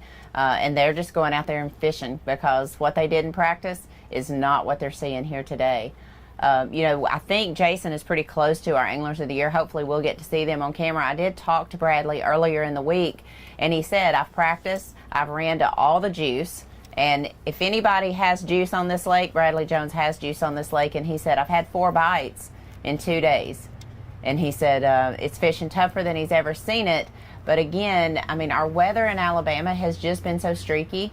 And he said, I probably won't do a whole much more practicing, because we're going to have to see what the water does going in there. We do have a camera on his boat, as well as some of the other guys who have done well on this body of water. Adam Brown, Greg Diggs. We are going to see them. I think Lee Pitts may have a camera on his boat as well. They all have wins here on this body of water. It's going to be interesting to those guys who've won here later times in the year, how they're going to adjust. And we talked about this. We start on the Tennessee River all the time. You have 15 to 20 teams. They're always in that top 30. We always quote that this is the best of the best of the best, and they're going to get to prove it out there today.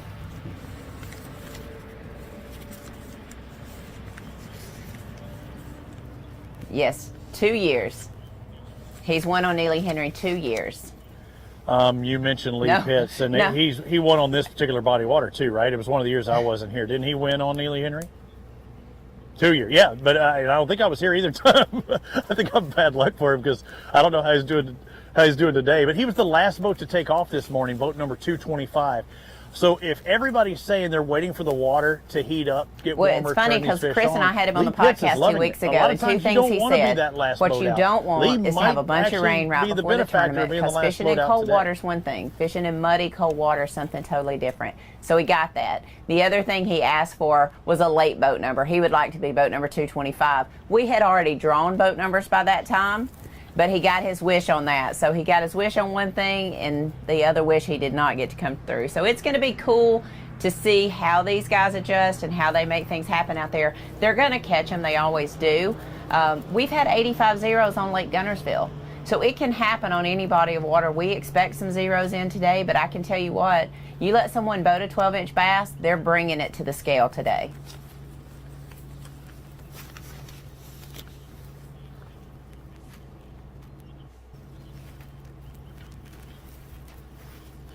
I was going to say that, Kay. If you have a single 12-inch fish on the first of 5 tournaments, you had better be doing it, because that could be a big jump in points. You know what? I mean, and oftentimes if you get to stop number 4 or 5, there's not a snowball's chance in Chihuahua that somebody's going to come across the stage with a 12-incher. Today, that 12-incher could gain you 40, maybe 50 points more than a guy who doesn't catch anything.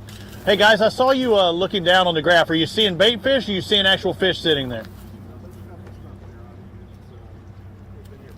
Yeah. There's some fish around it. Can you drop one on their head on top of that stone? He says he will before he leaves. So they are looking down at the graph, and you saw me. It looked like there were folks at one spot, but he said there are fish around it, but they're going to try and, you know, drop that bait right on their head and see if they can get them to bite.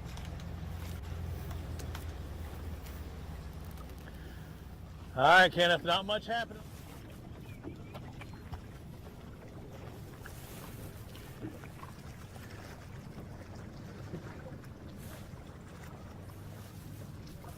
Well, Robbie, I've made it to the part of the lake it's called Minnesota Bend. And while I'm here, I kind of wanted to explain what happens on Neely Henry when we get a lot of rain and a lot of water flow, a lot of extra water into the lake. This is the narrowest part of the lake. And the river channel comes through here. It makes a big wide bend, and it's very narrow. So from this point upriver towards Weiss Dam, it doesn't hold the water very, very well, and it can actually flood. Where the lower end of the lake beyond this point, actually, it slows the water down so much that it won't necessarily flood on the lower end. So you can have a drastic difference in the height of the water, depending whether you're upriver or downriver. But it's all controlled by this area. It's called Minnesota Bend.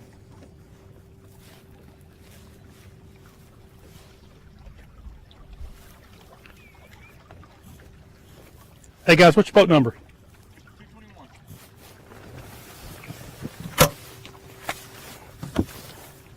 This is boat 221.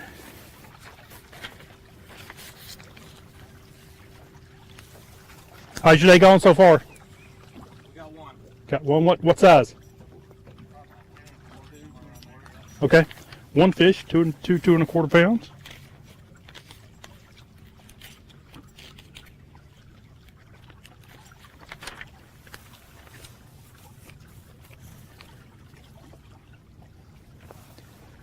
Did you catch that fish in this area? Okay. On up. Were you fishing current then as well? Okay. Do you think this strong current actually positions them a lot better? Not with the mud. I mean, normally, yeah, but I think the mud's really playing right now. Right. From what I can tell. And is that a spot or a largemouth that you caught? Okay.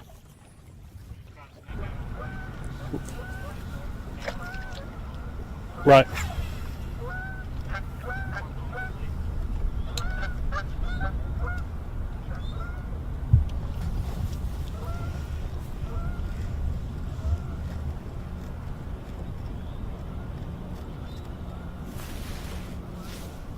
So you can see, and I talked about this big Minnesota Bend. This is we started right here. Part of the lake, so this is going to be the strongest part of the current as well. And you can see it's whipping across. I used to fish the north.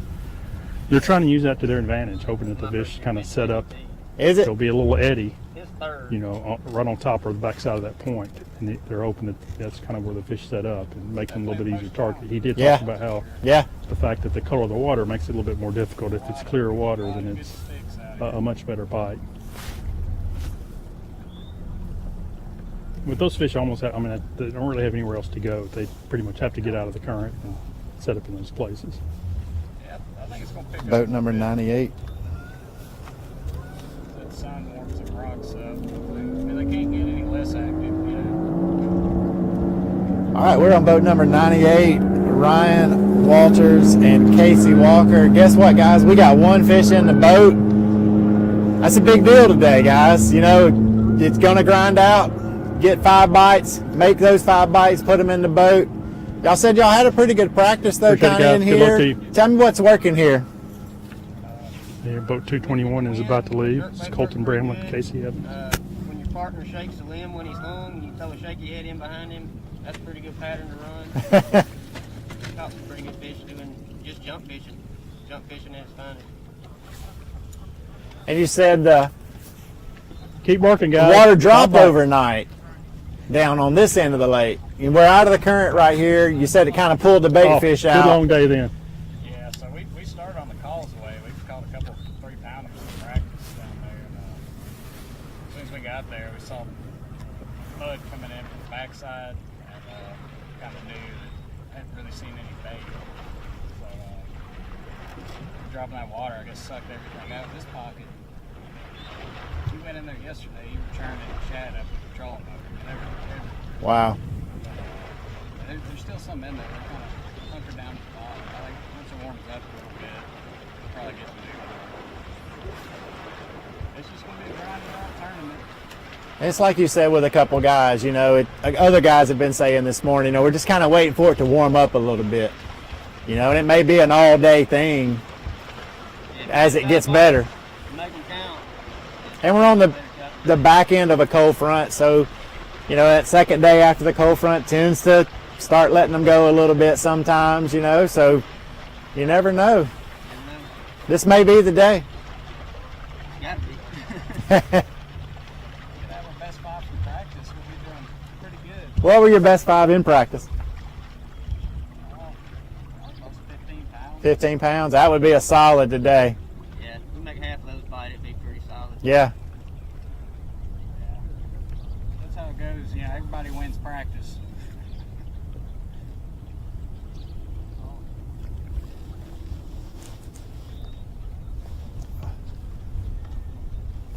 We'll hang out here a little bit longer, then we're probably going to go run some other stuff. We'll see. Maybe we'll get lucky and stumble on some that are hungry. Yeah. They eat a week out here, so someone's got to eat.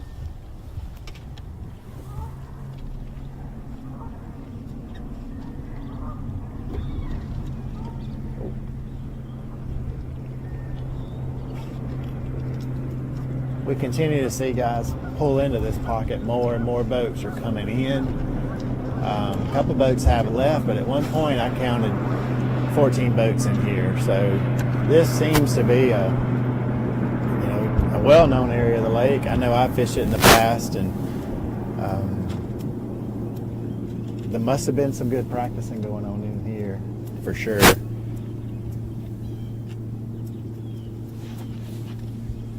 It's pretty surprising to see this many boats in this area.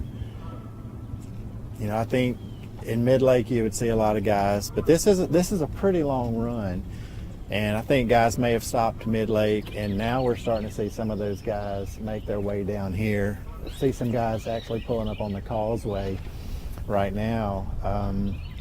Ryan and Casey said they actually went to the causeway to start this morning, and mud was just coming through there, and they just kind of said, we're going to have to pull out of here. And they came back a couple points down from there, and earlier this week they said that the bait fish in the back of this little pocket that we're in off of this pocket kind of deal. So it's kind of like a bunch of little fingers back in here. Bunch of docks. They said earlier in the week you could turn up the bait fish with your trolling motor. So they know the fish are here. They know the bait fish are here. Overnight they said the water dropped a little bit in here, and It's cooler on this end of the lake, as we were saying earlier, because of the deeper water. Water temperatures are a little lower. Takes a little while for it to warm up down here. So fishing's a little bit slower. Throwing a jerk bait, throwing a crankbait, throwing a shaky head. They got one fish in the box. That's, you know, it's got to feel good.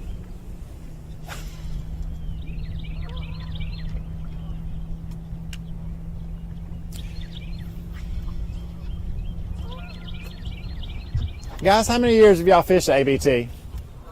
How many years have y'all fished? Me one. This is my third year. Third year, and then first year. What's it like to be first year on the ABT today? I mean, first day. Well, I've heard about it from him for the past 2 years, past 2 seasons, so I've got a load of history from him about it. Me and him fished pretty regularly. I knew what to expect, and it met my expectation for sure at blast off this morning. That's what I was going to say. Blast off this morning, you turn around and look at guys that have fished the Bassmaster Classic, you know, have qualified to fish the team championship many times, and you know, here you are today standing against those guys, and you got one fish in the box, which at some point would say pretty good start on a tough day like today. You put your ball in the water, you'll never know.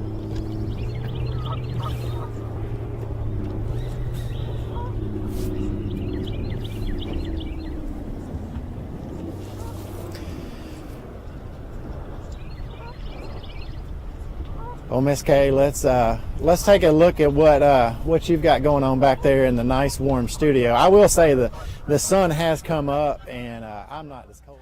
I tell you, I get a really hard rap about being here in the live studio. They just don't understand everything I've got going on. Yes, I have my Black Rifle coffee, but I've got like Command Central here, and it's even crazier over in Chris and Kenny's trailer. But what we do have is we do have 2 teams on the board with fish in the boat. We got boat number 221, Colton Bramlett, Cassidy Evans. And the great thing is, guys, their boat 221, they've got all day to fish. They don't have to be in until 4:30 this afternoon. I have a feeling they're going to stretch it out and fish as long as they possibly can. A team in a little bit different situation, boat number 98, Ryan Walters and Casey Walker. They've got one fish in the boat. They didn't tell us how much they expect that fish to weigh, but the good thing is they broke the curse. They have a fish in the boat. They can settle down now and relax and go fishing. So they don't have as long to get things done, so I'm sure they'll stay at it. They look like they were pretty feverishly fishing out there when we looked at them. But it's that time again. It's time to pay some bills and go to commercial. Thank you guys for tuning in. Please make sure you take care of our sponsors. If you have a choice to do business in the fishing industry, do business with our anglers. We'll be back in just a few short minutes. We'll see you then.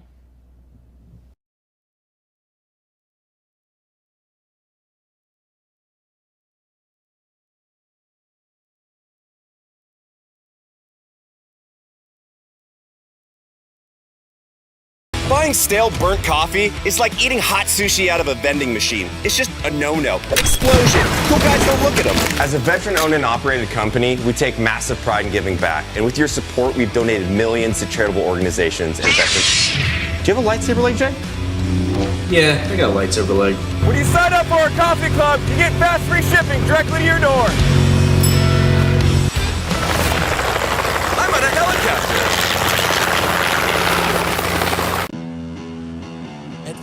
Boats, our passion for fishing is obvious. Whether it's a pro event or fishing with our family and friends, We truly love the sport of fishing. that's why our goal is to make every single Phoenix boat that goes out the door the best fishing platform it can be in both design and construction. We love to fish as much as anyone, and we believe it shows in every boat we build. Phoenix Boats, built by anglers for anglers. Stetson Blaylock, Todd Otten, Hank Terry, let's go! Garmin Live Scope, I tell you right now, if you don't have it, you are behind. It's just wild. It's like a video game. If you do not have that Garmin Live Scope, you are definitely missing out. Bassmaster Classic Champion!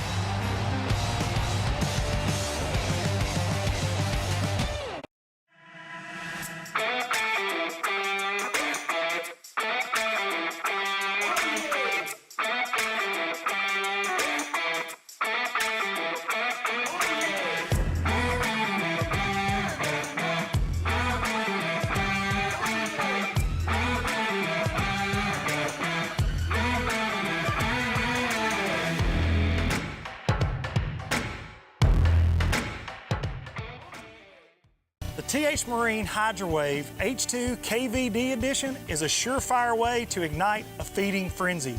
The Hydrowave utilizes a sound-emitting technology that imitates bait fish and other feeding fish below the surface that preys on the competitive nature of bass and other game fish to get you more bites. The Hydrowave is another way that TH Marine has you covered from transom to trolling motor.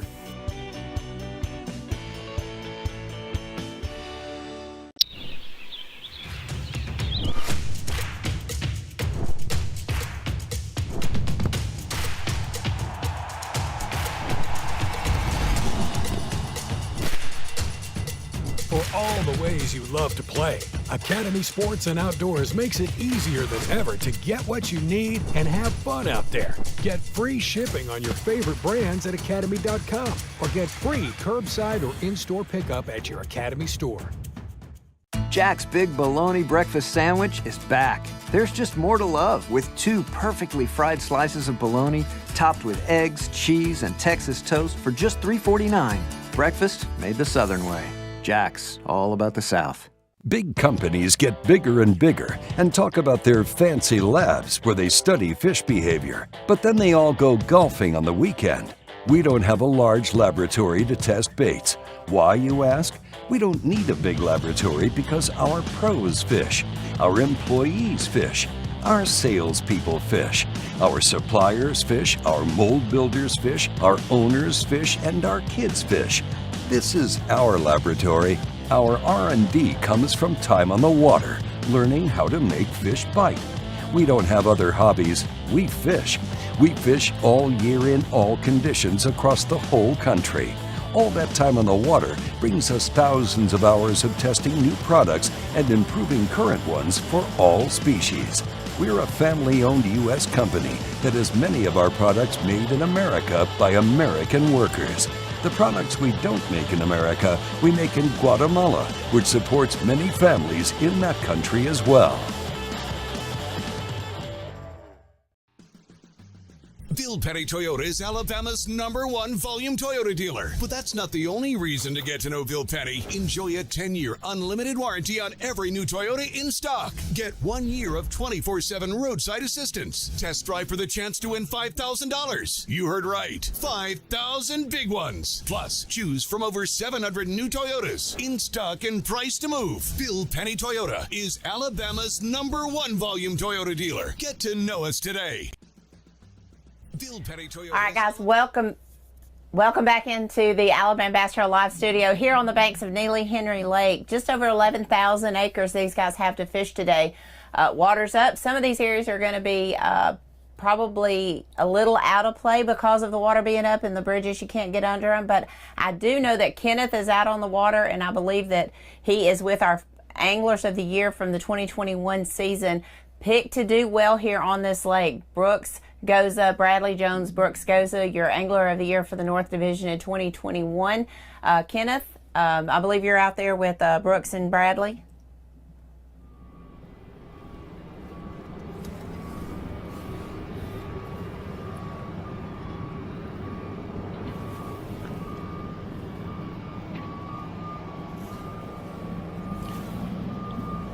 Yes, Kay, we just pulled up on them, so I've not had a chance to talk to them yet. And they're doing construction. There's a new boat ramp actually right here, and they're doing a lot of construction, so I'm not sure how well we can hear them, but we're going to give it a whirl anyway.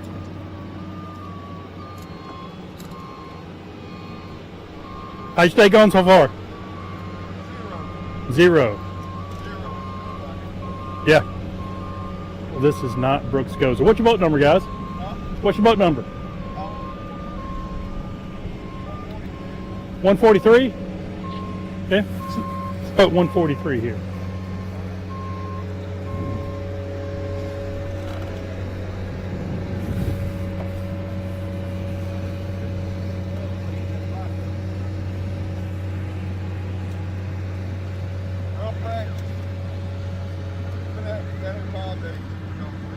Wow, 3 fish in 5 days during practice. So are you revisiting some of those places, or are you just doing all new stuff? Okay. Right. Nothing you can really build on.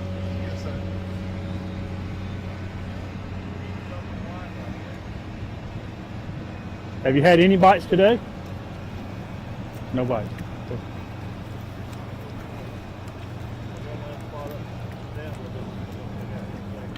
Yeah.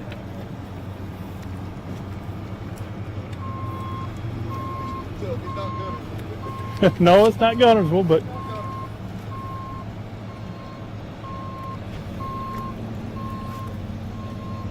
hey, Kenneth, can you go ahead and can you get the breaking news sounder for me right now? That do-do-do-do-do-do. We've got breaking news. Robbie Floyd is caught up with someone who has a fish in the box.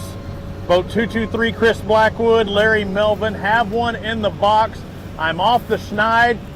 Guys, you're beating probably 150 people right now with that single fish. Congratulations. Hey, but it's kind of crazy how you caught this fish, or maybe the way that you kind of sat upon it. You said your throttle cable was frozen this morning. You literally went 100 or so yards away from launch, and you caught one how quick? First 15 minutes of the day. I've been waiting for. There you go. You know that could be a money fish right there. That's a kicker fish right now. I'm telling you. So now we've got 3 reporters. Oh, watch out! You almost got hit by Mother Goose. We've got 3 reporters on the water, and we've got a total of 3 fish. So y'all are doing good. Now, what did you catch? What are you whacking them on this morning? Black and blue jig. That's not what you're throwing up front now. Why the change? Hey guys, I don't know if y'all noticed that goose almost took him out just a second ago. Came right between the camera and the boat. So you were literally waiting over here at this cove, so now you haven't left the cove since you caught that single?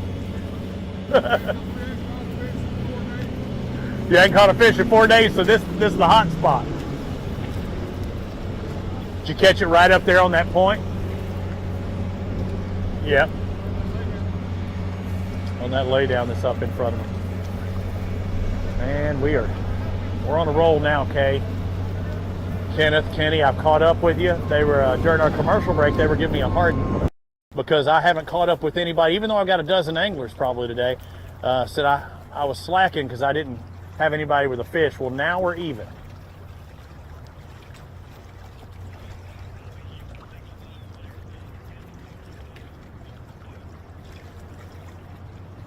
I saw you throwing the leader, or I saw you tying on to leader. And I went to you, I said, surely they can't see the bait at this time. Why doing that, and what are you trying to get dialed in?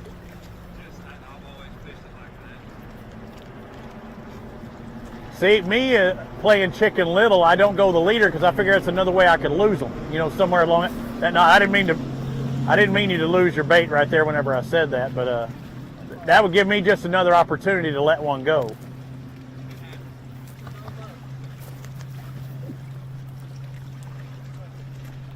Are you seeing fish on the graph out here? You seeing bait or fish themselves? A lot of bait. A lot of bait. Well, you know where there's bait, there's fish. Big rock pile right there? Yeah.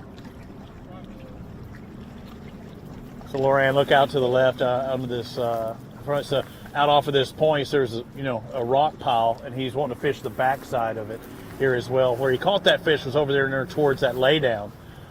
Again, it was just happenstance that he happened to be here because his throttle cable was frozen this morning. So they just kind of moseyed their way up here. And I want to tell you, the current is really hauling right now. Even on a 10 as far as power, you're struggling to hold ground wide open. But they caught it on the lay down, but you're seeing some of these bait fish out in front off of this point, a little rock pile. They're trying to fish on the back side of that. So try and trap that fish or trap that bait. So they'll cast past it and bring it by. Kind of imitate the bass catching that live bait. So that's what they're working on right now.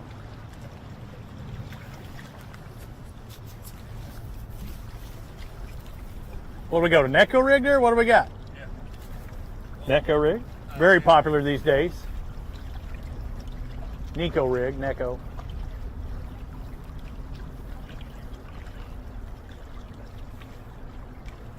And I would zoom in, or I would get in there a little bit tighter. Loran doing a great job, but I'm telling you, the motor is doing generally all it can do to kind of nose into this current. And I know Kay had mentioned something about they were going to be releasing water sometime today. What do you think? Do you think they've have they dumped now? Because it seems to be going quick. Seems like they turned on at least. Yeah, at least something's turned on a little bit more right now. And those guys, so they did. We're feeling it up here, and the guys down south won't feel it for a while.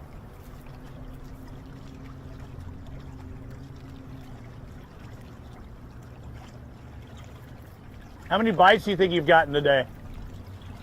Just that one bite. Hey, your bite to catch ratio is tremendous. Yeah, you're batting 1,000.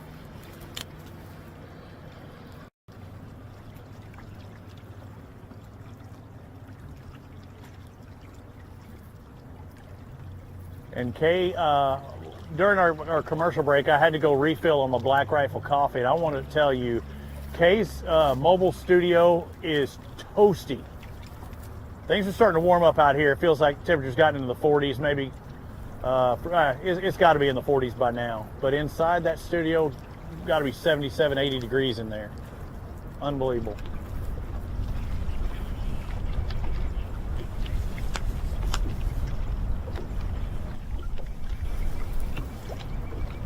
It looks like Jason's on board now. Jason, you can't talk trash anymore because my guy has as many fish as your guy. Well, I'm going to talk a little trash to you, Robbie, because no, you're a guy that we were on earlier. I was on that guy and he only had one fish. Move over here to boat number 43 and get on John Brown and Trace Rolls, and guess what? These guys got a 3-pounder in the box. So we're going to talk a little trash, okay? Score tracker update, 3-pounder in the box. Oh, man. I'm going to call him the new leader that I've seen today. Oh, and a 3-pounder, that could be our Mountain Dew Big Bass as well. That could be an extra $500. A Mountain Dew Big Bass, there you go, yeah. That'll work.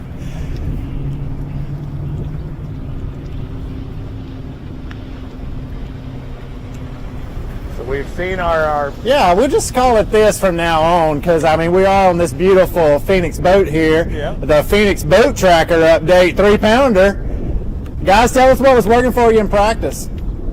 Nothing was working in practice. And we were talking earlier off camera that y'all decided to come down here and kind of, we'll just get away from everybody, just kind of make the long run. And both of us made that decision and said, we'll just get around here and see who's down here in this creek. Pull in here and you got 15 boats in here. Didn't expect to see that today, I don't think. And these boats haven't moved. They have not moved. Wherever you see that boat, they've been sitting there for 3 hours. They have, for 3 hours. And y'all kind of been running the dock pattern, which you said, we don't run this dock pattern this time of year, but it's kind of working a little bit. You had a bite? We was not anticipating it. We were waiting on a boat to get out of our way, sitting in front of the dock, so we tossed up on it. And we've done docks ever since. Yeah. And it, you're on the sunny side of the creek. Gonna warm up the first. Don't look like only that big. It's just far and few between, like you said, but far and few between 3-pounders ain't a bad deal. You missed another one a while ago. We feel pretty confident. Take that back to that one. She's having crossed that. Let him rest and go back over there, yeah.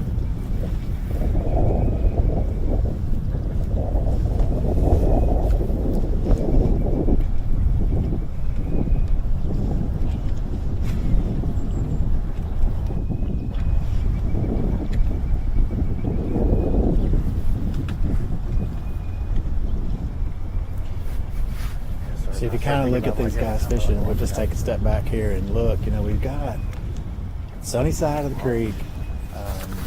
We got riffraff here, but we've had this wall, Chris, long wall, block if you want wall us to hop up here. and grab someone Behind else. us, we've had a couple docks that they fished. Really, it kind of makes a bend as it comes into this creek, and okay, we're sitting in about 11 foot of water. Yeah. Water Just let me temp's know. coming up. I mean, it's almost 49 degrees, so the sun's coming out and When he pops and back warming up. this area up a little bit.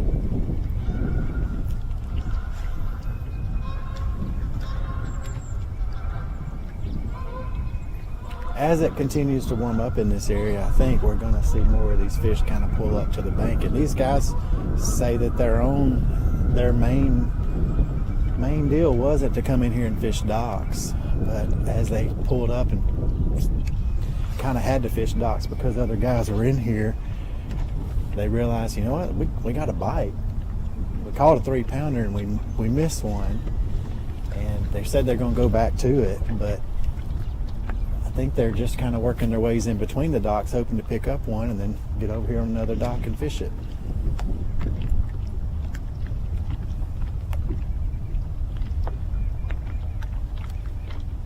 But they had also said, you know, the guys that are fishing in here, those offshore guys we were watching earlier this morning, they have sat on those spots and are still sitting on those spots.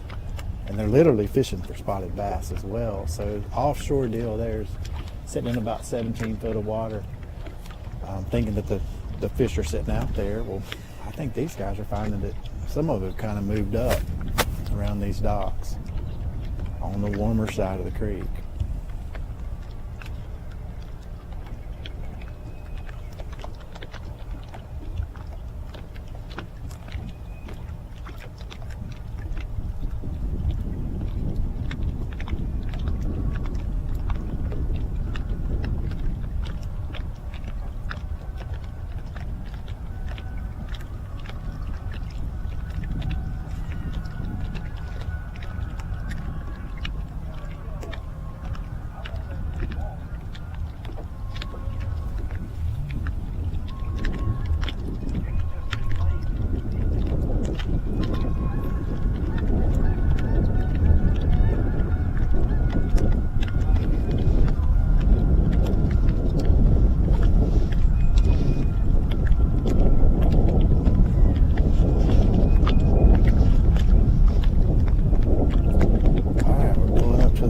Hopefully we're going to get to see something here now.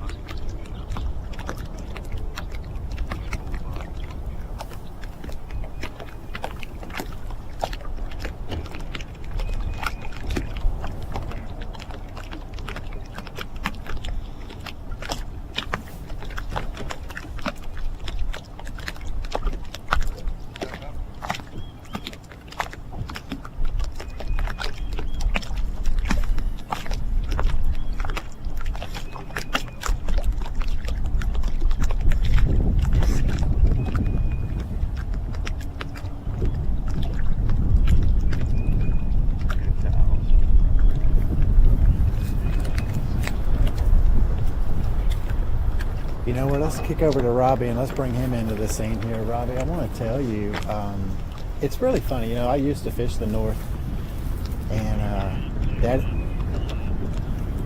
Daddy and I actually came down to these set of docks. And it's really funny to be down here today and watch these guys fish. Having fished here before, and it's pretty interesting to know that, man, you know, might have come down here as a tournament angler today and given these set of docks a try. So it's pretty interesting to see it from a different perspective. I know you guys at home get to watch it a lot and get to see these great northern anglers fish and really break down these lakes. No, it's pretty cool. And then on this tough day, you get to see it. And they've caught more fish at your spot than you caught at your spot. Isn't that right? No. I caught a ton of fish on these docks right here, buddy. Back down.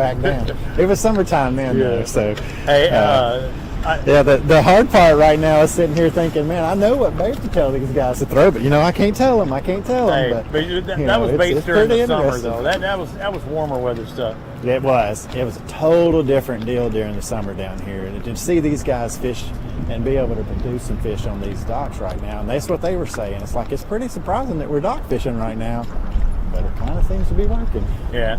Well, I caught up with both 78, Jason, Bobby Sharber, and Jerry and Gieske, and I'm not far from where I talked to my first guy with the fish in the boat, and I just saw this beautiful orange and gray Phoenix. I said, I know they got to have them.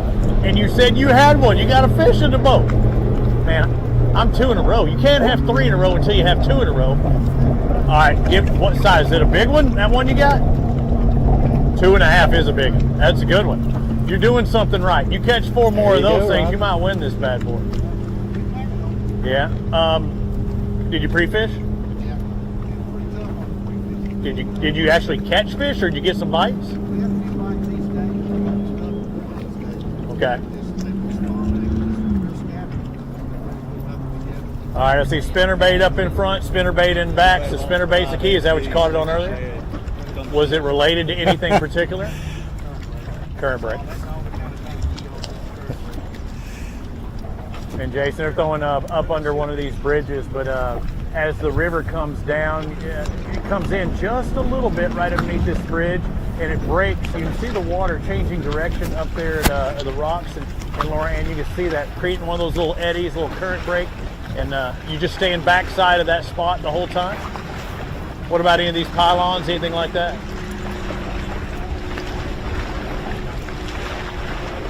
Right. Yeah. Are you seeing the bait fish on the graph? Quite a bit, quite a few. Where those guys are?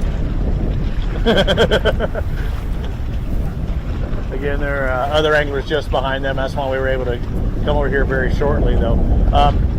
How many different places have you ran today? Yeah. How long did it take you to get that fish? How early?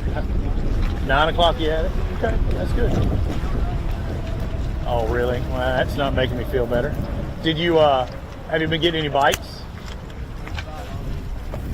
That's a good percentage, though.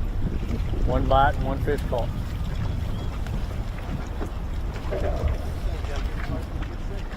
Well, Robbie, I just want to help the people at home know what just happened. We just came through a dock section here, and John at the front of the boat points over under the dock, and it's like, hey, what is that right over there? And Trey's like, I don't know. And they flipped over there and caught a crankbait, and Trey looks over to the camera and says, anybody lost a crankbait, give us a call. We got one for you. So not only are we catching fish out here, we are making money retrieving other people's baits. So, you know, it's always a good thing when you can find a good crankbait out on the water. Good. Hey, just we lose a plenty of them. Throw it in the collection and, you know, maybe paint it however you want. Yeah, I mean, yeah. On somebody else's dime. That's right. So for those of you who are watching on AlabamaBassTrail.org or our Facebook page, however you may do it and wondering where we're at Neely Henry. It's the first stop at the ABT North. This is our Black Rifle Coffee morning show. We'll go till about 11:30 Central Time. We launched this morning about 6:40. I believe it was 6:40, 6:50 somewhere. No, is it? It was like 6:20 this morning. But it's been slim pickings, let's put it that way. I've covered probably 12 boats today, and I have 2 boats that have caught 1 fish apiece, and that have been the last 2 boats that I've talked about. All the anglers we talk about, they wanted to heat up and want things to warm up today, but we're really not seeing the bites. But a couple of days ago, they had some bad weather come through here. The river's flowing, they're dumping water. We're seeing logs go by, a lot of trash go by, a lot of grass go by. And the water temperature has dropped 4 degrees in the past couple of days. Or it seemed like yesterday somebody said they got it to 55 and it was 50 this morning where we're at. But really this morning the ambient temperature was 25 degrees. It was very cold. A lot of, well, even the pair that I talked to just a moment ago, their throttle cable was frozen.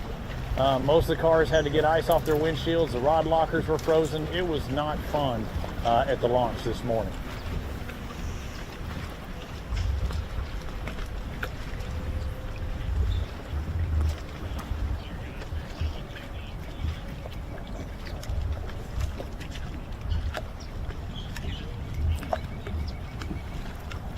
Robbie, we are making a bait change here.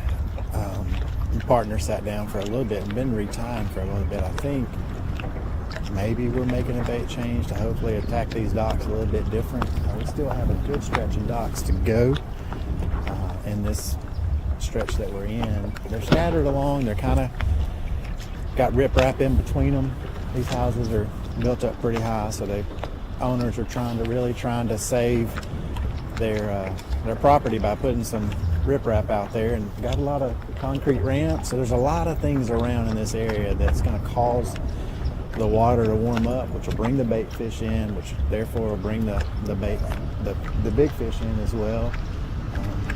It's pretty interesting to watch these guys break these down, and knowing that the water water temperature for me has been out here since we've been out here. It's risen 2 degrees just in the short time that we've been out here. So that sun is really going to change this tournament, I think, as we move throughout the day. And we've been saying that all day, but I think it's really going to turn on. Well, our water temp hasn't increased at all. It was about 50 this morning, and I just asked what it is right now. It's still 50, but we're a lot further north than you are. And my pair, not looking at docks, but they are throwing up against the bank right now. They're looking at the graph quite a bit, but they're looking for some of those ambush points, but they're looking at little breaks of this heavy current that's coming through here. Instead of going for the main break that's a little bit closer to the bridge pilings, or the bridge that we see in front of them, actually started working back a little bit and seeing a couple of laydowns in the water, or maybe some of the rocks making a turn along that bank. And typically guys throw behind the boat, but don't hit the same spot all day with the same bait. Try and change it up and see if they're moving around. But they're doing the same thing. They're trying to follow that bait, and they're looking at the graph right now and trying to put their baits in and or near those baits and trying to catch some of those fish or going to be trying to ambush them.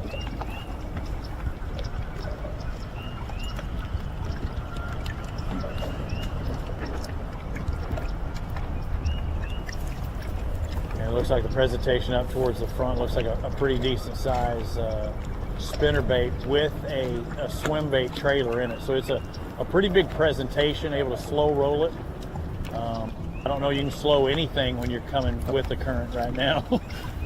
Even a slow presentation is going to be pretty fast. And actually trying to do a little vertical jigging with this swim bait. Were you seeing something down there specific?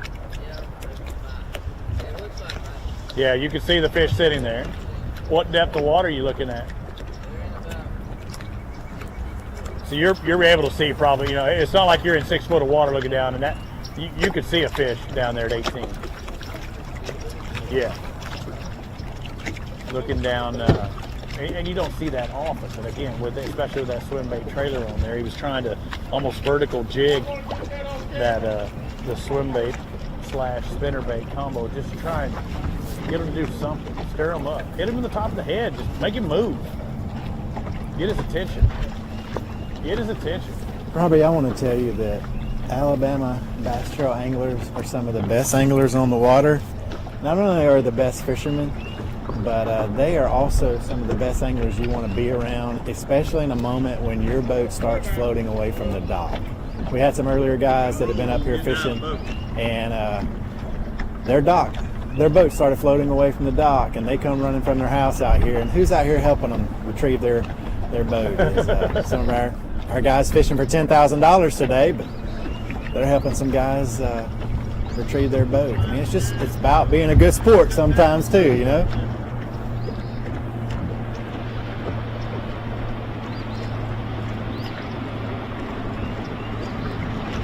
Yeah, these guys are making the effort to show other anglers that we're going to help.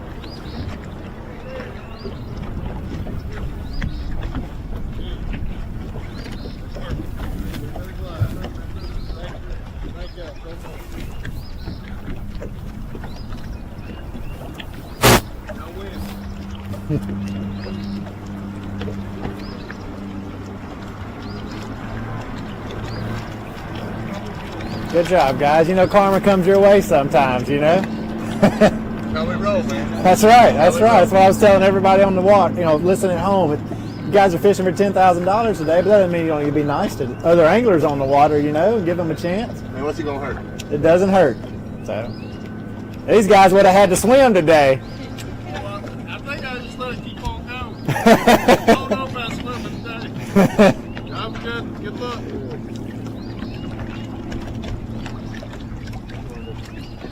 I think we need to get on that other side. A beautiful 921 Elite. Get on that other side. It's that nice royal flake. It's been a hot color this year. Blue's coming back.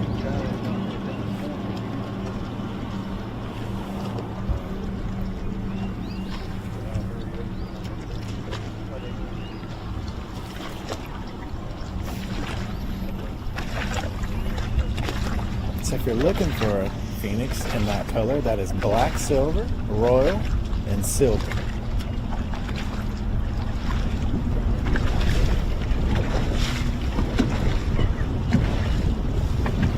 And if you're looking to purchase a new Phoenix boat, I would highly recommend, just do a nice little plug here for the best Alabama Bass Trail dealer there is, Waddawi Marine. Give those guys a good look, and probably could get you an order in, you know, depending on the model, 14 to 18 weeks right now. So just in time to hit that summertime fishing.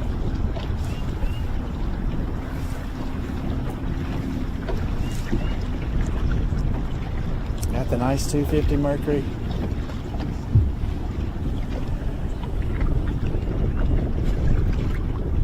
Logo match and everything.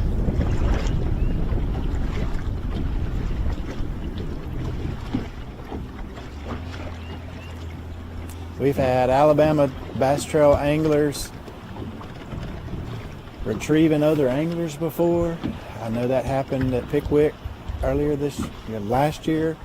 So I think our guys are always paying attention on the water and willing to lend a hand if they can. So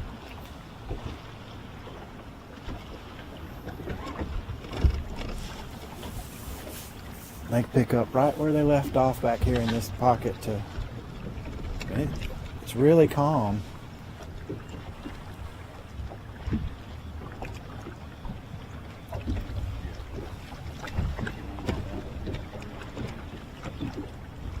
It's like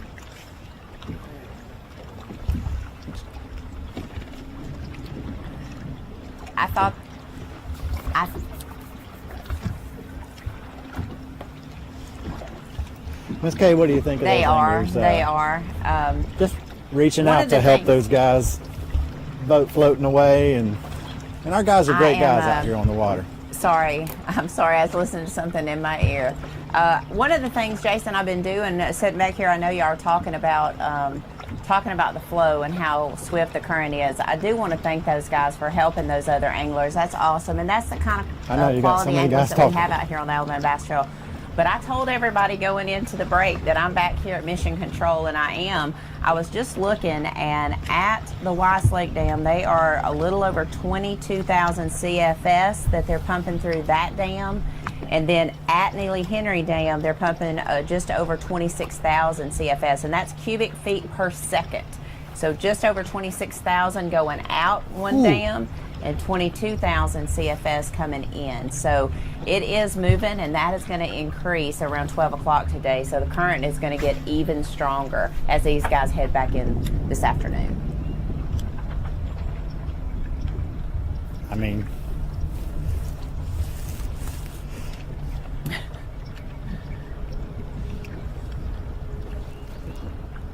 yeah, so these guys that made the run down here are going to lose a couple miles an hour coming back for sure, because that is a pretty swift. I mean, it's coming in as fast as it's going out, and that really does that just pushes it all through the system, and that, you know, kind of washes the system out sometimes. You know, we have been before on this lake when the water was up, and it just pushed it all the way through, and then we get the back end of it. Well, and you know, the guys that you're covering, they are what I would consider true Alabama Bass Trail anglers. They fish the north, they fish the south, they fish the 100. They fish everything that we do here on the Alabama Bass Trail. So they've just about seen it all, from conditions to lakes to extremely hot days to extremely cold days, snow, sleet, rain, torrential rain. They've seen several championships, so they've seen it all. They're prepared.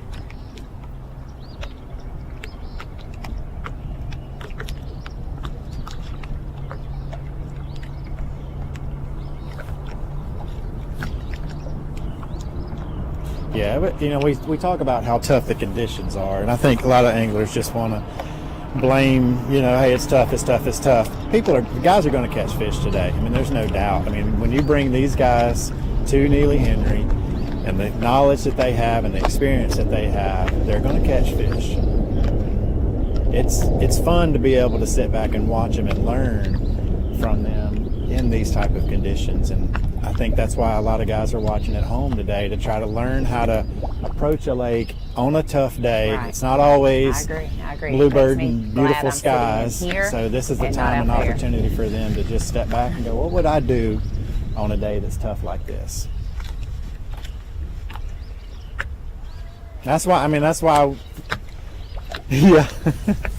But it's also, it's why guys are at home. They're enjoying the, nice warm air too, and able to learn a little bit about fishing today. And I think that's why it's so cool that we're able to bring live coverage in today. And you're learning from the best of the best.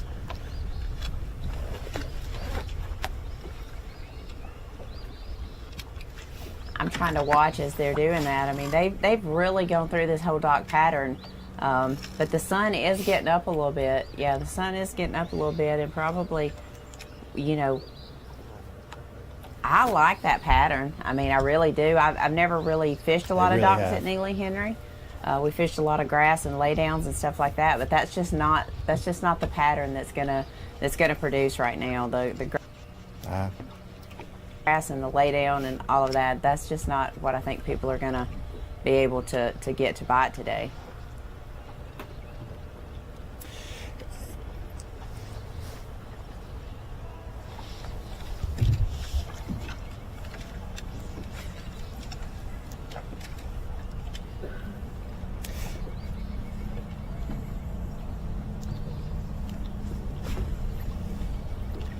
Yeah, I talked to Lance Winokur and Jeremy Briscoe earlier this week, and we're just getting a preview of the lake and seeing how things are going, and those guys said the same thing. Usually you come here and you're fishing grass and swim jigging it, everybody throwing a frog, everybody knows that's kind of the Neely Henry deal usually, and it's kind of that mid-lake area where there's a lot of that standing grass, and they said, we're probably about 2 weeks earlier for that. And they said if we were able to be here a little bit later, but I think we had weeks a couple weeks ago where it was warm enough for it. Our weather sometimes doesn't cooperate, but I think the fish are close in this area. And like you're saying, you see this sun come out now, and that's what Jeremy and they were saying. If we could just have one day a good warm in here, I think it's coming right now. I think they may be right on the beginning of it. So I think we keep saying it, but I think this tournament could break loose this afternoon. So the guys that are going to have that later boat flight, we may see some bigger bags. Y'all go right ahead. I'm enjoying watching the cameras and the camera feeds right here. So it's cool to be in here to be able to see all this transpire on the water. Like I said, Trey and John have been longtime anglers at the Alabama Bass Trail.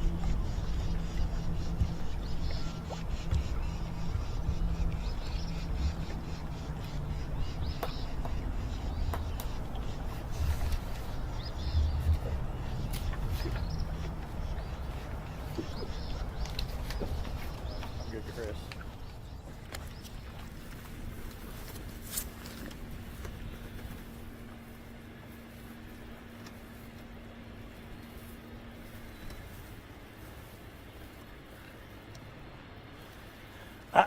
I've got a leader in the total weight category. Roger Riddle, Jimmy Kimbrell, boat number 16, had a 20-pound catfish, but no bass.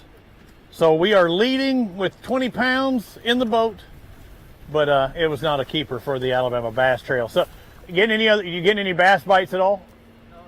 No bites at all.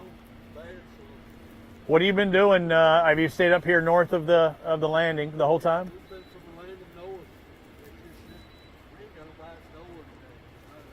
Did you pre-fish during the week? No, yesterday we came up and we didn't fish no fish yesterday. It looks like your light line and stuff. We stayed up here. It looks like your light line and everything, though, trying to finesse your way into a bite. What about seeing them on the graph or whatever? You looking at, you seeing bait fish? You seeing fish?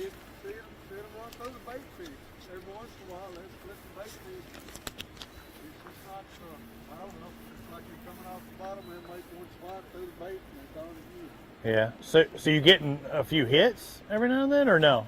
We got a couple bites. That's about it. Yeah. They didn't, it just like it's swatting at it. about everybody else, but I know it is for the people who come by and talk to us. Yeah. Well, I'm not necessarily telling you this. I'm telling of our fans at home watching on Facebook and AlabamaBassTrail.org. I did have a new leader in my fish catching category as far as numbers. Boat 174, Jake Hendrick and Chuck Hughes. We saw them before they headed down.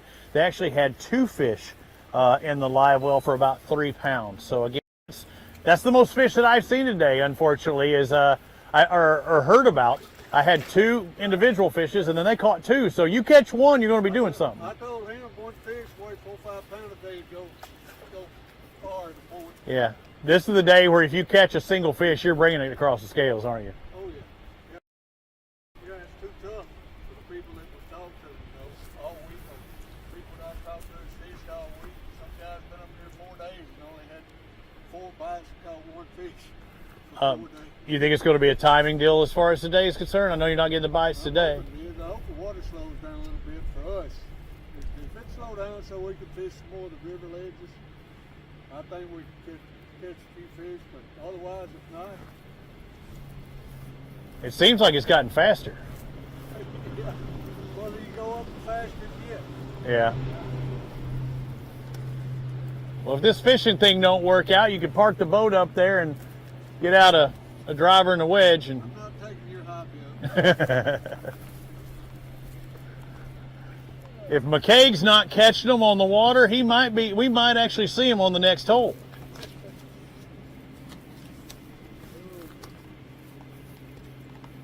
Yeah, it's tough on us. I don't know how many other folks y'all talk to, but we talked about 7, 8 people. All of them hadn't had a 5 fish. Well, if we add your 7 to 8 to my 12, we got about 20 boats, and I've heard about 4 or 5 fish being caught. So if you go out there, you take care of business. We're going to try to. We got a while yet. So you're staying 4.5 hours. maybe out a little break here. You see to the right, there's a golf course and one little pocket that goes in there. That's why I was wondering. I was like, do you even try going in there?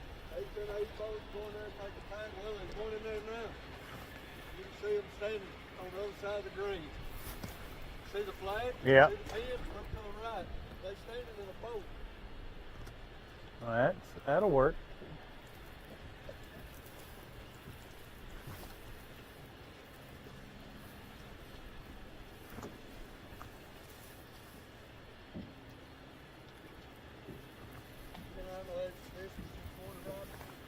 Any what? No, hey, so I do have some. Are you hungry? What you got for snacks? Nothing today. Well, I can hook a brother up. I thought I had spicy Vienna sausages, but what I have is called zesty barbecue Vienna sausages. I got a can. Would you like some? Nah, we're good. I've got some Chipotle tuna fish. Well, no, I don't even try. I give up on that a long time ago.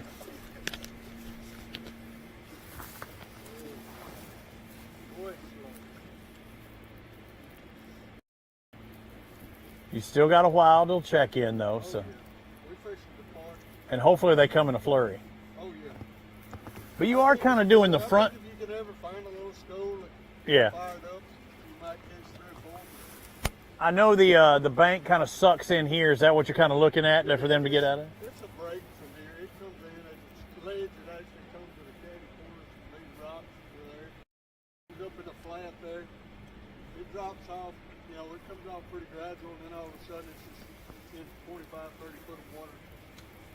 Just dragging the bait off the slope, letting it fall for the 30 foot of water. Yeah. Have you used anything other than, say, shaky head and the lights? Have you done it? I'll say, you throw Carolina rig, something on the bottom. How about moving baits? Yes. Yeah.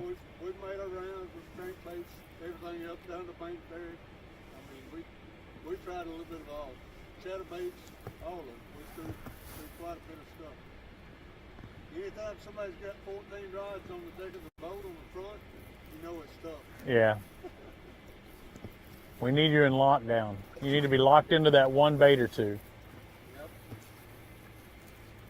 Yeah, maybe look at that one bite. That's all we fish for. 1, 3, 4, 5 pound fish. It'll go a long way today.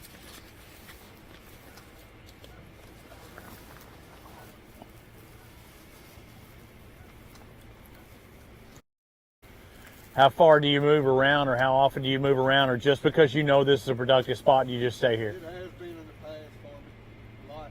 I've caught fish here when I couldn't catch them nowhere else. Yeah. It's, but we've always been here late spring. Yeah. Summer. But still, if the fish stays in the second night, we go into the flats and go in there. Went in there twice yesterday. Throw a square bill crankbait. There's so much 4-inch, 3 to 4-inch bait in there. Yeah.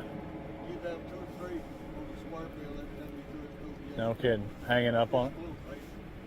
Fish get ready to pull up. Water temperature comes up. It's still about 48 degrees. Well, this is the only way in too, right? So you stay out here. Makes perfect sense. For those of you at home, if you couldn't hear him talking about how he went in there and with a square bill in that little pocket there, one way in, one way out. But all those runs with a square bill, again, you're probably bumping against stuff, sticks, whatever else. With bait about this size, he said there was a ton of bait in there. So that's what he's trying to do there. If the bass aren't in there right now and the bait are kind of getting pushed in there, this is their way to go in there and get them. So he's trying to get them on the outside as they make their way into that shallower area. But right now, things not looking good for Team 16. They're trying to get on the board with their first fish of the day.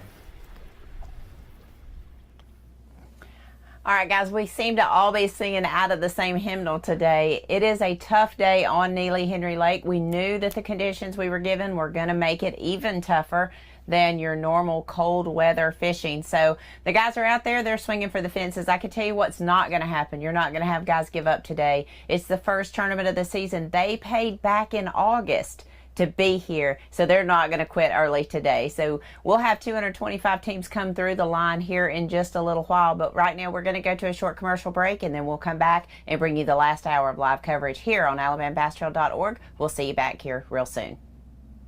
Alabama Bass Trail Live, presented by Black Rifle Coffee, is brought to you by Phoenix Boats, Busch Light, Bahio Sunglasses, Bill Penny Automotive, and by TH Marine. There's more straight ahead. Buying stale burnt coffee is like eating hot sushi out of a vending machine. It's just a no-no. Explosion. Cool guys don't look at them. As a veteran-owned and operated company, we take massive pride in giving back. And with your support, we've donated millions to charitable organizations and veterans. Do you have a lightsaber leg, Jay? Yeah, I got a lightsaber leg. When you sign up for our coffee club, you get fast free shipping directly to your door. I'm on a helicopter. At Phoenix Boats, our passion for fishing is obvious. Whether it's a pro event or fishing with our family and friends, we truly love the sport of fishing. That's why our goal is to make every single Phoenix boat that goes out the door the best fishing platform it can be in both design and construction. We love to fish as much as anyone, and we believe it shows in every boat we build. Phoenix Boats, built by anglers for anglers. Stetson Blaylock, Todd Otten, Hank Terry, let's go! Garmin Live Scope, I tell you right now, if you don't have it, you are behind. It's just wild. It's like a video game. If you do not have that Garmin Live Scope, you are definitely missing out. Bassmaster Classic Champion!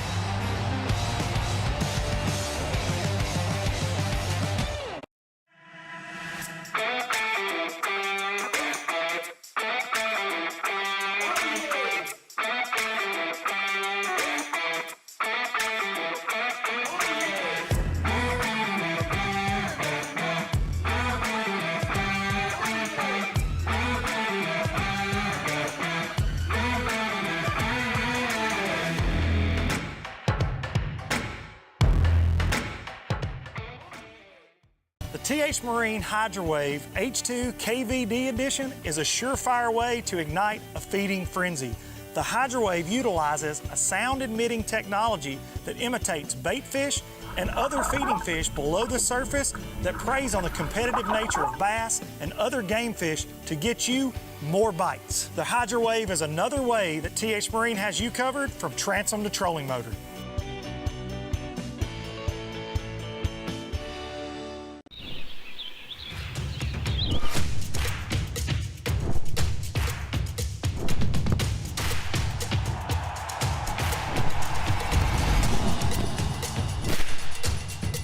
For all the ways you love to play, Academy Sports and Outdoors makes it easier than ever to get what you need and have fun out there. Get free shipping on your favorite brands at academy.com or get free curbside or in-store pickup at your Academy store.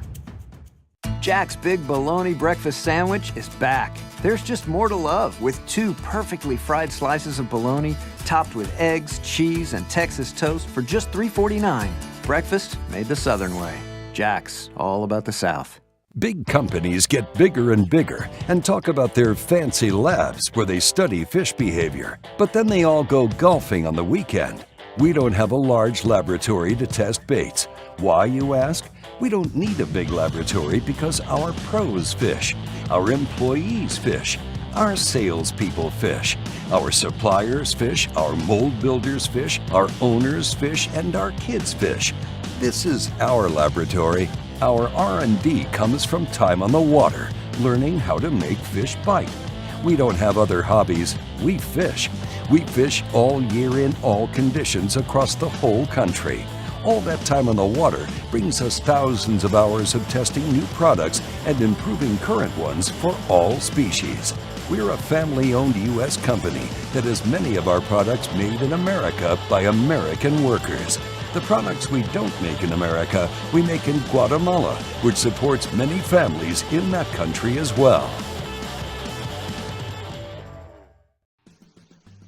Bill Petty Toyota is Alabama's #1 volume Toyota dealer. But that's not the only reason to get to know Bill Petty. Enjoy a 10-year unlimited warranty on every new Toyota in stock. Get 1 year of 24/7 roadside assistance. Test drive for the chance to win $5,000. You heard right. 5,000 big ones. Plus, choose from over 700 new Toyotas in stock and price to move. Bill Petty Toyota is Alabama's #1 volume Toyota dealer. Get to know us today. Buying stale burnt coffee is like eating hot sushi out of a vending. Hey, we almost got hit by a golf ball. That would have been awesome. That would have been awesome. We're coming to us. Welcome to the Alabama Bass Trail presented by Phoenix Boats. We are watching a couple of ABT anglers. Let's watch the golfer though over to the right. He dang near hit us just a second ago and he's got a wedge into this green. Loran, you got it? Let's find out what he can do. Oh, this one might have a skipper. Oh, he's dry, and now he's wet once again, back in the hazard. So again, it's not just about fishing here on the ABT. We've got several golfers. How about you guys? I mean, Alan, Chris, y'all hit the golf course as well? No, that's way beyond my abilities. Hey, I did pull up to you, and you said you had 1 fish in the boat. That's pretty good for a day like today. It's been really bad tough. Now, you're in a pocket here. It's really shallow. We talked to a pair just a moment ago. They said they've seen a lot of bait in here in previous days. What are you seeing? Yeah, there's a lot of bait around. You see it flickering around on top of the water. What'd you catch it on earlier? Spinnerbait. I see you got a little swim bait on there right now. Thoughts, processes, because you weren't in a pocket or in this pocket before, but what did it look like earlier when you caught that fish? The water was a lot dirtier. Yeah. And we had caught some in there and practiced on the spinnerbait. And that's where we started. Had 1 bite. Got 1 keeper, like 2 pounds. Shallow though? Yeah, the fish is probably about 4 feet. Skinny one. Which the water over there is a little warmer. Yeah. Water being dingy, I guess it holds a little more heat. What temp are you looking at right here? It's 52 right here. That's the highest I've seen today. Over there, it's about 54. Oh man, I'm gonna go over there. I don't know where there is, but I'm heading there next. You know, the further you go upriver, the dirtier the water. Yep. We want to swing in here and try this because we caught one in here yesterday and it ain't really played out so far.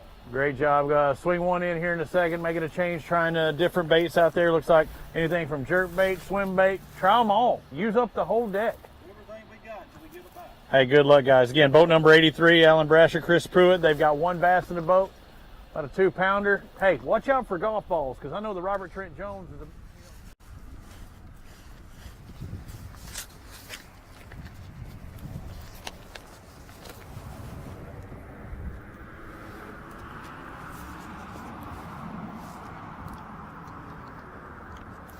We're here with boat number 6, Jeremy Sanders and Kelly Trees. And I asked him how his day went, it's gone so far, and he said it sucks just like practice. So these guys are really struggling. I actually came in here, I was looking for Brooks Goza, and he actually passed me out in this creek and followed him in here. He actually went under there. They're on the backside, but I didn't want to go through there with these guys fishing this area. So we're going to sit here and watch them. If they back off this opening, then we'll squeeze through there and get an update from those guys as well.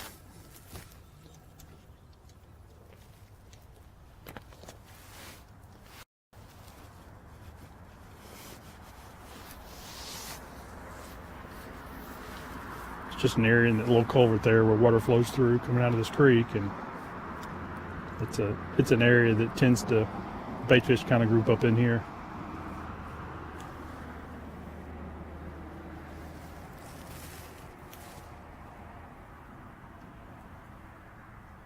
We're actually right outside of Canoe Creek, a little side creek in Canoe Creek. But Canoe Creek itself is quite muddy. There was a nice little mud line in this area out where it meets the creek itself. So still a lot of color here, but it's cleaner than Canoe Creek itself.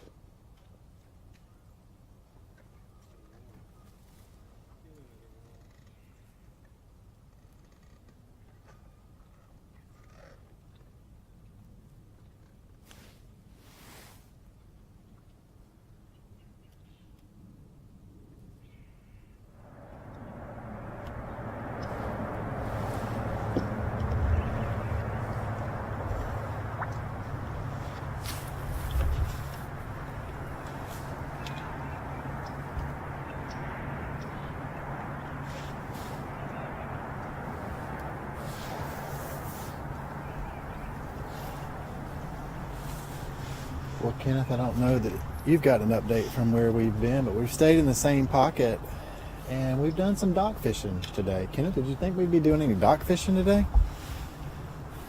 Actually, that does not surprise me one bit, especially the area of the lake that you're in. I would expect quite a few people doing that today. Well, it is producing. We have seen a team that caught a 3-pounder on the dock and lost a fish on the dock, but this team here is kind of fishing ahead of them actually, and they had fished some in the mid-lake area. Second time for them to be on the lake ever, and they ended up in an area that seems to be super popular because there are probably 20 boats in this area right now. It's been an easy day for sure for the cameraman and myself to make some TV and live, because we haven't had to crank up on this cold morning, but we've been able just to pop around and see different styles of fishing and the way these guys are breaking down this pocket. We've got offshore fishing for spots, we got guys fishing rock walls, and then we got guys fishing docks. So it's been a pretty eventful morning so far. Well, you had a little bit of a run just to get there, so I guess you deserve the break and not have to run again. So you got cold first thing this morning, and I'm sure you're able to thaw out from that. You know, I didn't think it was going to be that cold on the run, but it was cold. It was like my hands are cold. When I told you, I was like, I don't mind making the run. I was like, oh, it won't be that bad. I forgot it was 20-something degrees. So, but sun's out now and it's warming up. I'm actually starting to get hot. So,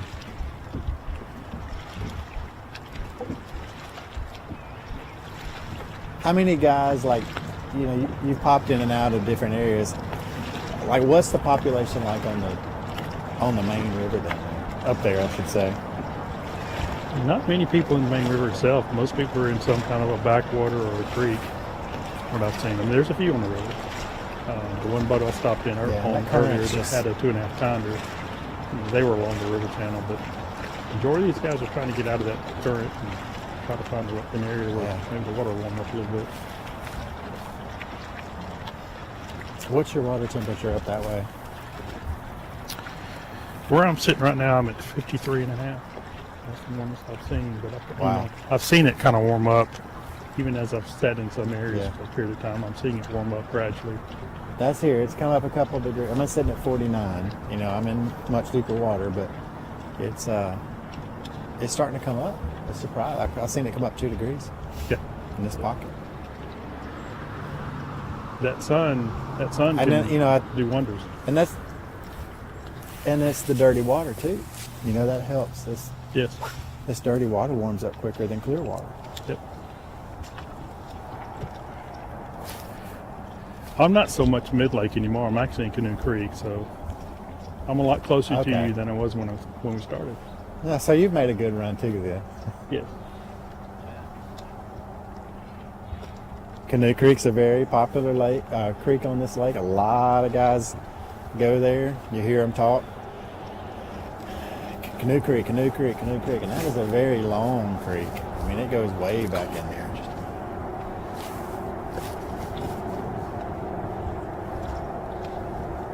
You might be able to see through that culvert now. That's Brooks goes in his partner right there.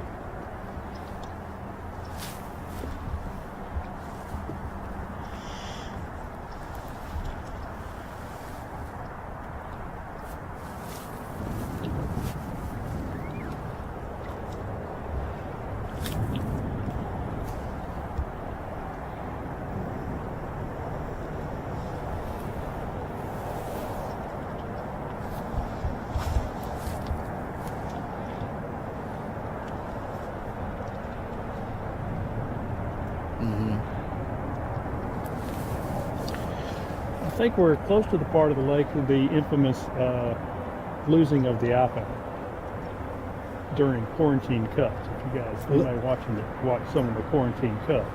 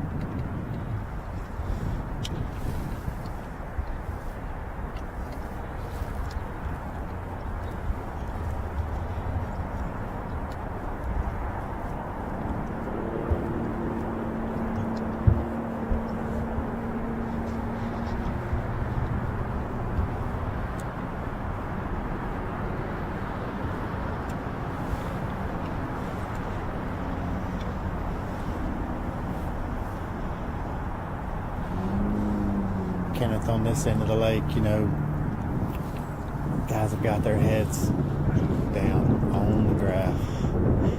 They're fishing for fish. We just made a cast 10 feet in front of the boat.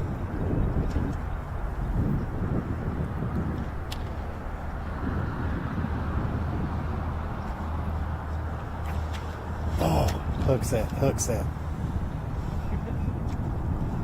So we're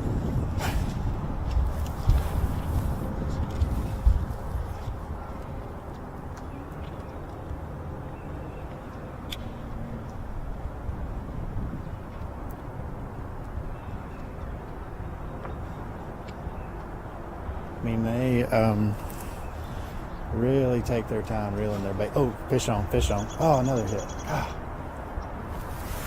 There's some fish right in this area, and see, as they're fishing right now, they're able to break down the lake and break down these docks a lot quicker because they can scan by and see what fish they're actually fishing for. So you see him turn the head of his trolling motor right now. He's turning around, looking, using forward-facing sonar to find those fish. Still scans. He just basically scanned the whole front of his boat at that point. Marks the fish, makes a cast.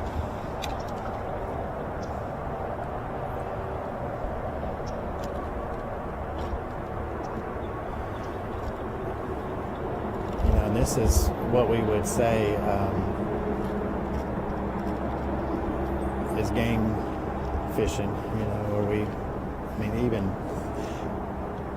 really bending down to look closer at the screen. So this is what we would call that video game fishing.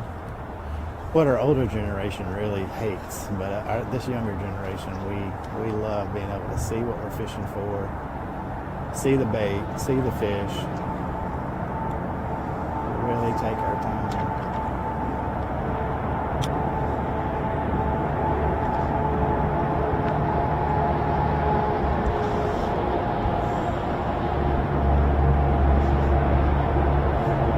Look at that. And he has gotten 3 bites in this area watching the fish.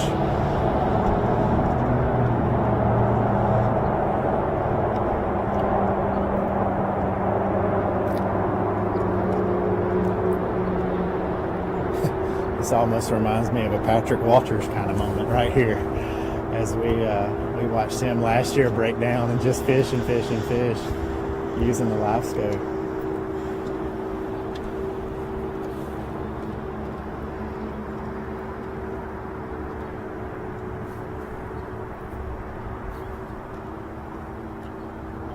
They don't have anything, but can I just talk to them solo for a second?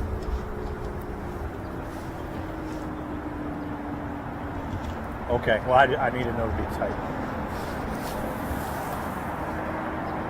Lolly Lolly, we like to potty boat number 25.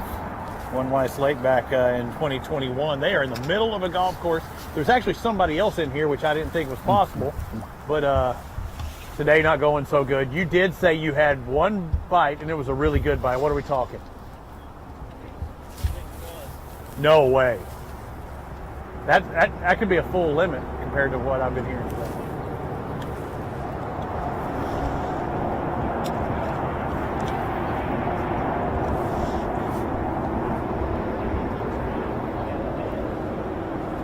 Oh man, that makes me sick. I imagine what it's feeding you, because I mean that could be at least you'd think it's a $500 fish, but it could be a $10,000 fish. What were you doing to catch that one, or trying to catch that one? Was it off of a log, a lay down, anything like that? In brush, flooded bushes. This area we're at, not the easiest to get to. It's not that hard, but it's not the easiest to get to. Have you had it all to yourself?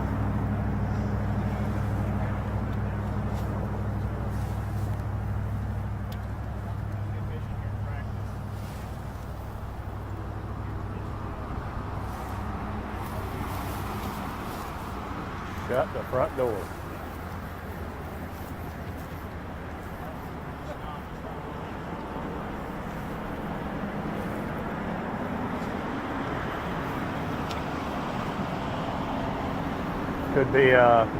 Could be good though later on in the day. I mean, I know that's what you're probably hoping, that things heat up. They could draw a little bit tighter. All right, tell me, what is the water temp? I've been asking. That's my new leader as far as the temp. Yeah, I mean 53 is still better than that 50 at the start, right? Can't tell. Is that Swindle up in front of me? Trey Swindle. We did talk to him earlier. He was out there on the main lake. Now he's worked into some of these pockets as well. Oh man, that just hurts. So in case you didn't hear it, Trey Swindle just up in front of it. Lolly Lolly had a 6-pounder or 6+ pounder on, looking to net, and it got off at the last second. And the way that we've been seeing things today, having multiple fish is a big thing, but really no good sized fish. I think a 3-pounder is the biggest we've seen in the box, but a 6-pounder, that is a monster. Didn't mean to do that to you, but I mean, we're friends.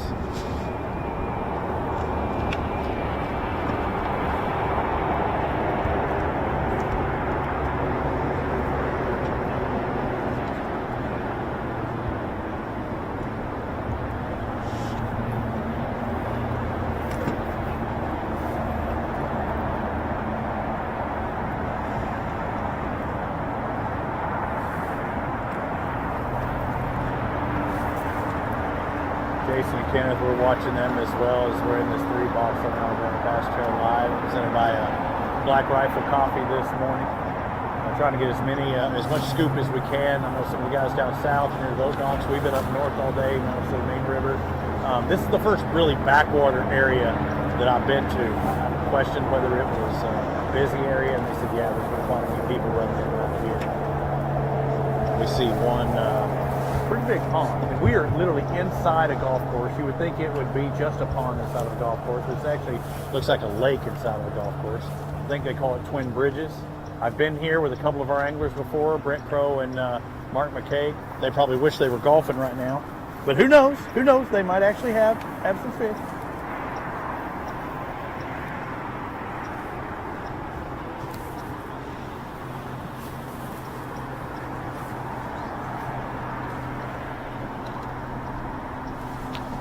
I'm still here with boat number 6, Jeremy Sanders and Kelly Treese, and they did finally catch one. They're kind of moving back and forth.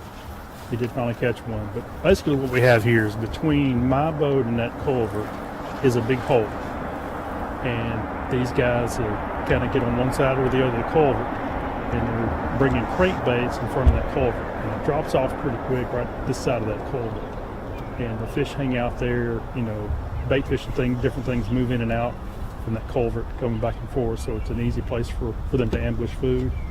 And these guys have been struggling. Just all of a sudden, they catch one after making just repeated cast after cast after cast, moving back and forth. So, I don't know if those fish are just there and not willing to bite, or if they kind of move in and out. I'm guessing they probably move in and out of this area, so it could be more of timing, and whether they consider all day, and catch more fish. That's what they're going to try to figure out. But they seem to be pretty dedicated to fishing this area.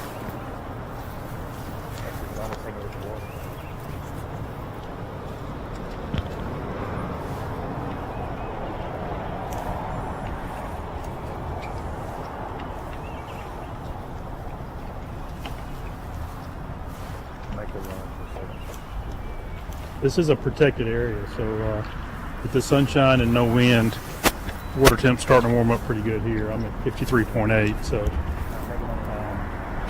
that can start making a difference. Like we've said before, these boats that have the lake flights, they might be able to roll through an area where these fish finally get just active enough to start biting. Yeah, I'm with you. I just wish I had that one too.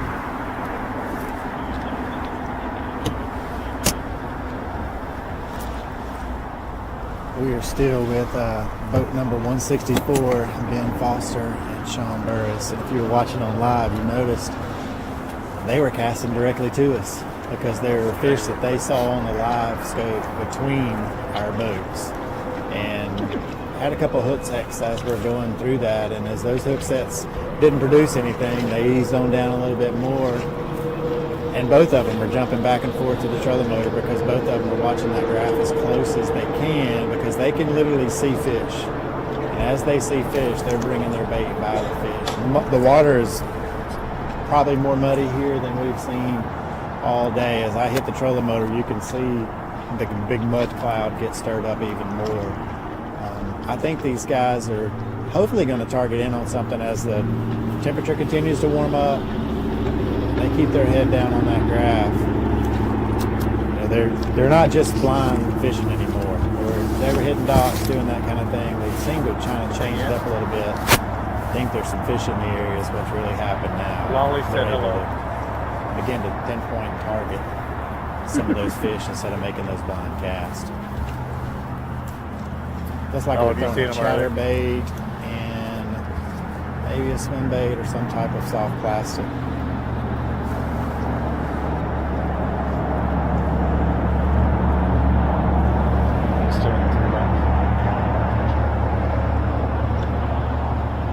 I had to run over and see what Swindle's doing over here. The lolly said hello, by the way, but any update? Do we have any bites, any fish?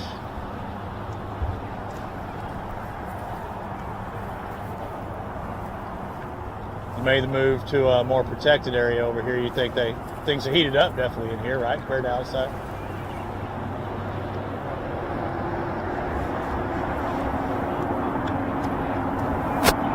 Yeah. You got an extra bait.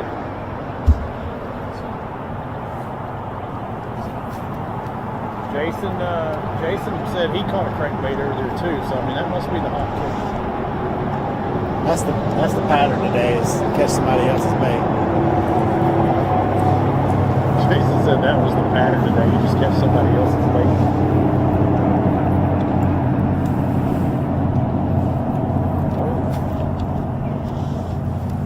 All right, I'm going back out of here again. Jason Kent have a pair. We've got 2 pair. I figured if this fishing thing didn't work out, we could maybe get a couple of holes in. We actually almost got hit with a pole a little while ago. Yeah. That's what happened here. I was watching the anglers in front of us cast, and neither one of them were casting that point. All of a sudden, it dropped like immediately.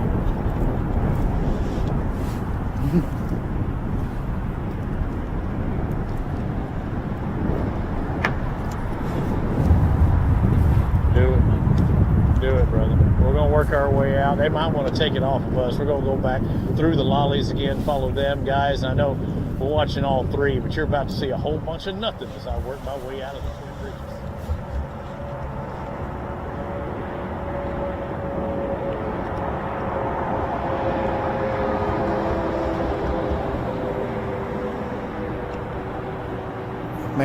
Continue to work our way at the very back of this pocket now. We are right at the causeway where the highway comes across, and it is one long highway roadbed really that's out of the water obviously, and there are a couple culverts that feed into here, so you've got more of that muddy water dumping in.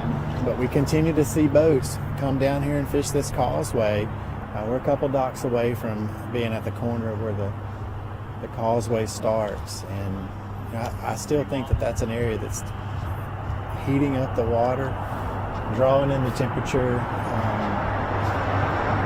which is going to eventually bring in the bait fish for sure. So these guys continue to keep their head down though, and I just feel like at any minute we're going to be on a fish. Looks like we got a wacky rig in the back now, fishing docks, and we got maybe a chatterbait or some blade bait targeting fish on the live scope.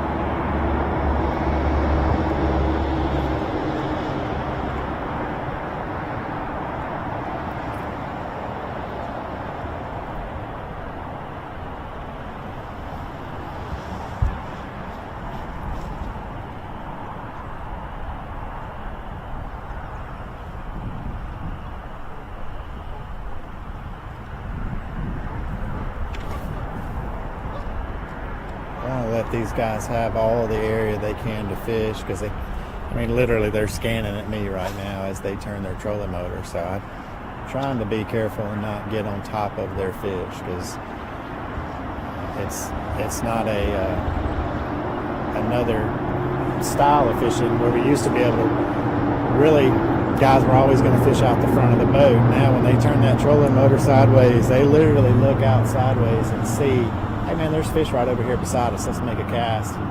If you were watching on live earlier, they just reached out and made a cast between me and him. And that's just, they know that we're over here, but the fish seem to be spread out in this area.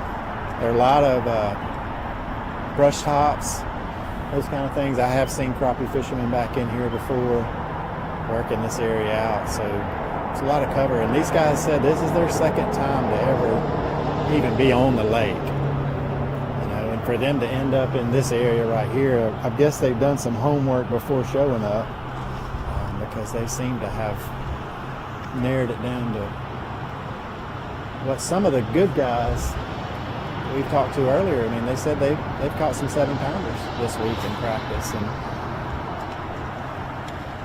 be able to put together a big bag like that today. One 7-pounder, a couple little ones would go a long way to a pretty big check on the Alabama Bass Trail. Going to give out $10,000 today to the first place winner and another $500 to that Mountain Dew Big Bass.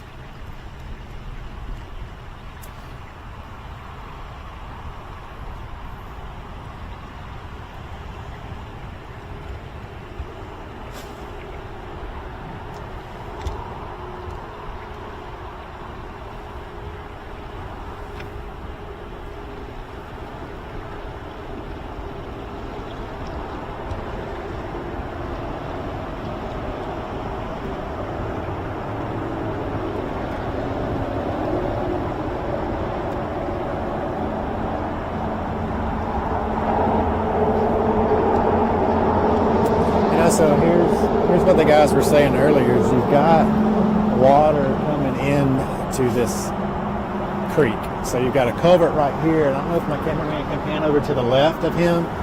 There's another culvert that feeds under the roadbed right there. So you've got two big major, we would say freshwater feeds coming in. So that's running down, bringing in new water here. So that's another thing that's going to attract bait. So look, what did we just see? We saw these guys power pole down. So at this moment right here, they're going to say, you know, we're going to pick this area apart because we know this to be a productive area just based off of what we see. Guys have not been here, second time on the lake. I don't know what they found here in practice, but just from what we just saw, they're going to say, you know what, let's break this area down. So they're going to scan, They're going to really work that wacky rig through that area. Spotted bass tend to love some of that fresh water. They love to be, truthfully, love to get around a culvert. So here we've got, that tends to be a really good spotted bass setup right here. And to get a couple of those in the box when you don't have anything, you're going to take a keeper at this point. So, chunk rock, you got a boat ramp right beside them.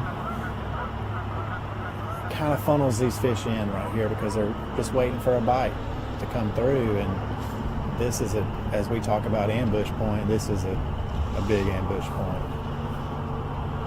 It's like one of those highway exits on the interstate, you know, and you got a jacks that you're just going to pull off and grab lunch. But here's one right here for a fish. Major exit. It just says food ahead.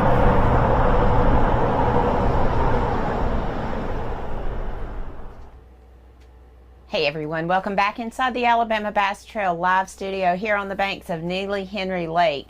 We talk about spotted bass fishery, and that's what a lot of guys are out there fishing for right now. In the podcast, a lot of guys said that they felt like it was going to take a mixed bag, largemouth and then spotted bass. There are no smallmouth on the Coosa chain, so we're just looking for largemouth and spotted bass that are 12 inches or larger to weigh in today.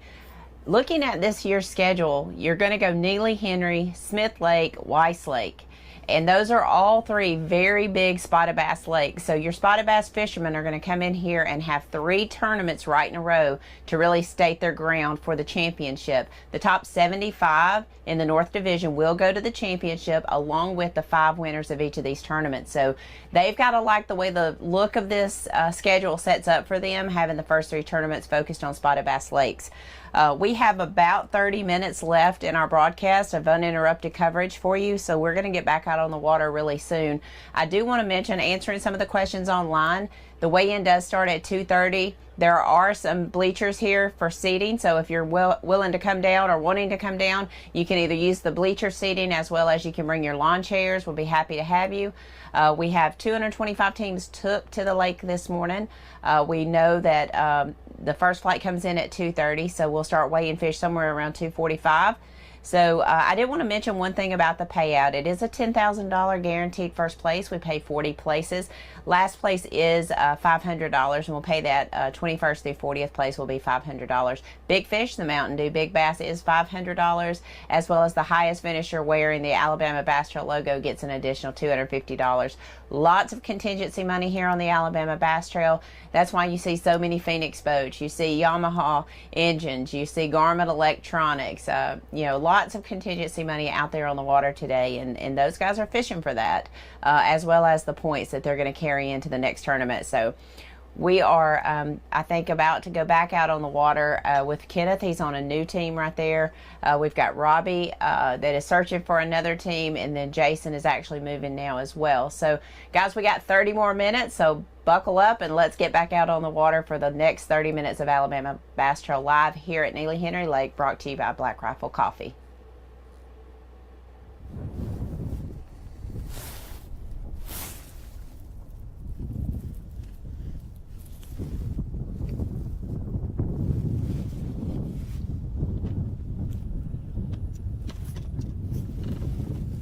We're still in the same spot. If you've been watching live for the last little bit, you've seen us here, and these guys have been working the face of this culvert, over and over and over. They did finally catch one, so I'm actually gonna. I know there's at least one team on the back side of the culvert. I'm gonna see if I can't slide through, get to the other side. But these guys, when we first pulled up on them, we were on them a good 15 minutes, and then they finally catch one. So they've proven to themselves that you can kind of keep casting over and over in this place and you eventually get bit. But it's a deep hole. This side of that culvert, there's a deep hole, and it's a big shallow flat otherwise, so it's kind of the only deep water here in this area, and water flows through that culvert as well, and it's just an easy place for fish set up for ambush. And there's actually Brooks coming back out of the culvert, and might get some fishing line and a trolling motor here. I think that was the case, that they just didn't see each other. They didn't know they were there.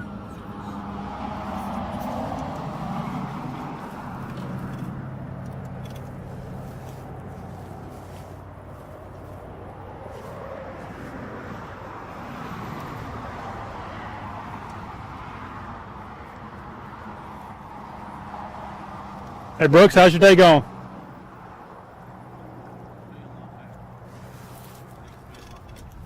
You got eating live well?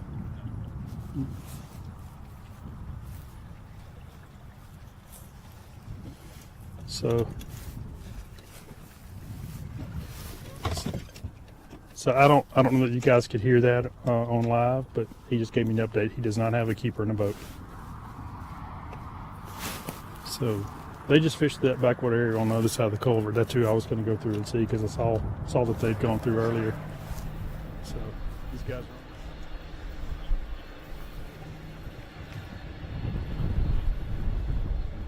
Yeah, that's fine. And again, it's just doing an update, and then get off of me fairly quick. If I had to do an update, I pulled up to another beautiful Phoenix boat, boat number 99, Mark Scott, Kevin Sayre. Anything in the boat? Shaking your head the wrong direction. It's supposed to be up and down, not side to side. What's been having any bites today?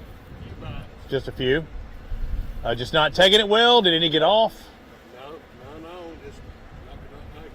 What y'all been doing today? Right now, you're just off the main lake. Looks like you're trying to get just on the back side of this of this little wall here. Well, what's been your method today?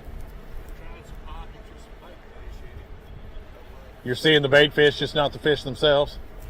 How about pre-fish? How did it go for you? Par for the course, right? I know the golf course is right there, but that. All right, so what do you do? There's still time in the day. Do you change it up altogether, or what do you do for the rest of the day?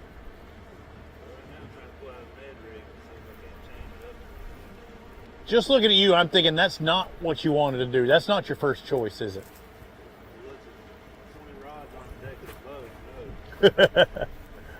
I don't want to mess with you for long. Hopefully that Ned rig will do something for you. Good luck, and I'll see it weighing.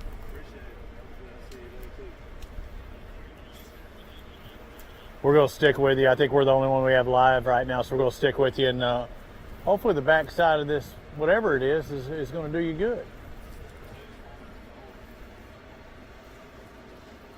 How often do you fish this body of water? Yeah. There's some good ones in here. You just. I like it, just not this time of year. Yeah.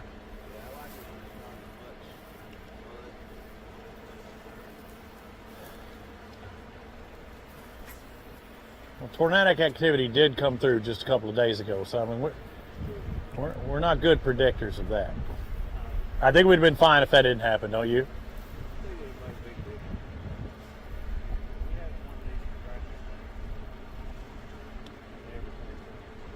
What were they biting on that day? What day of the week was it?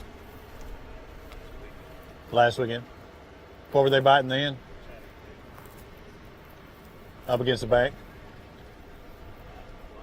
Yeah, okay. Well, that makes sense.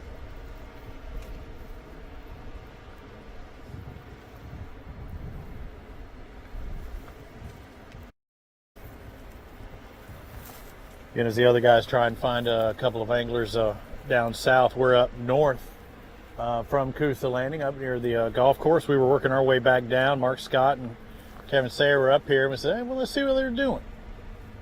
Now the Ned rig going up front, got a moving bait out back. I'm ready to say that little tick, tick, tick, go to a wham.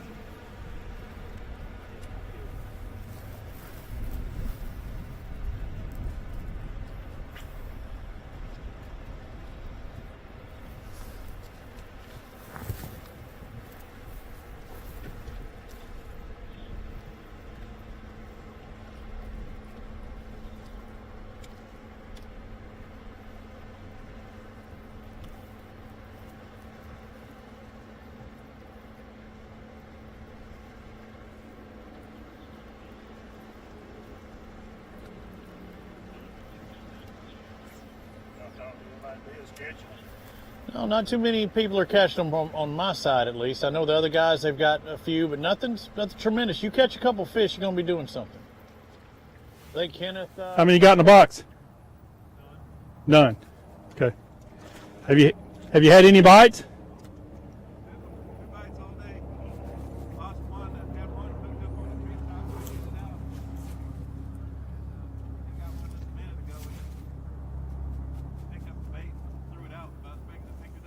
Wow. It's a very finicky bite then. Oh, yeah.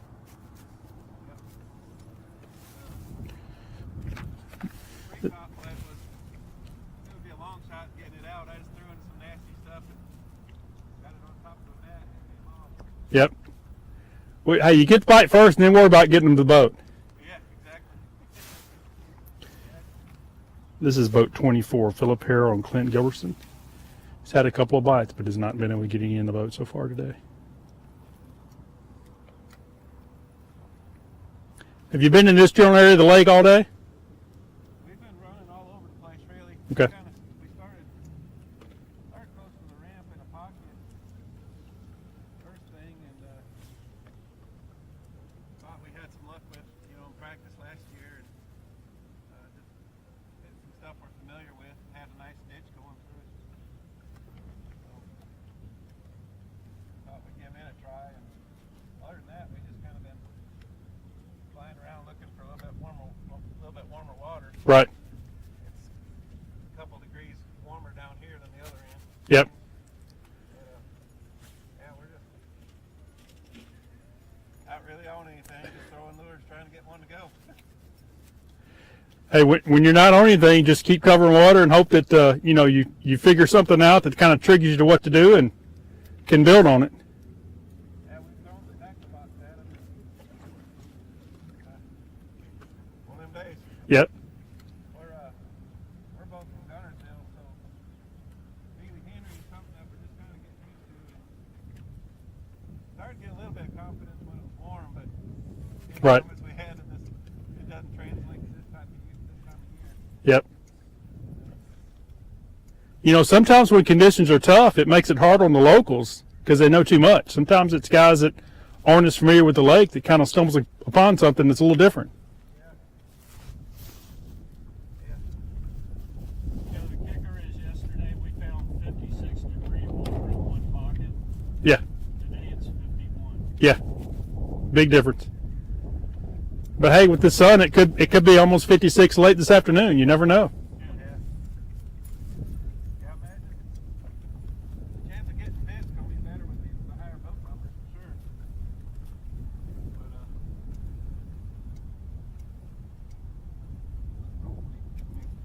eventually they're going to have to eat. That's right. Just hope it's when you put your lure in front of their face.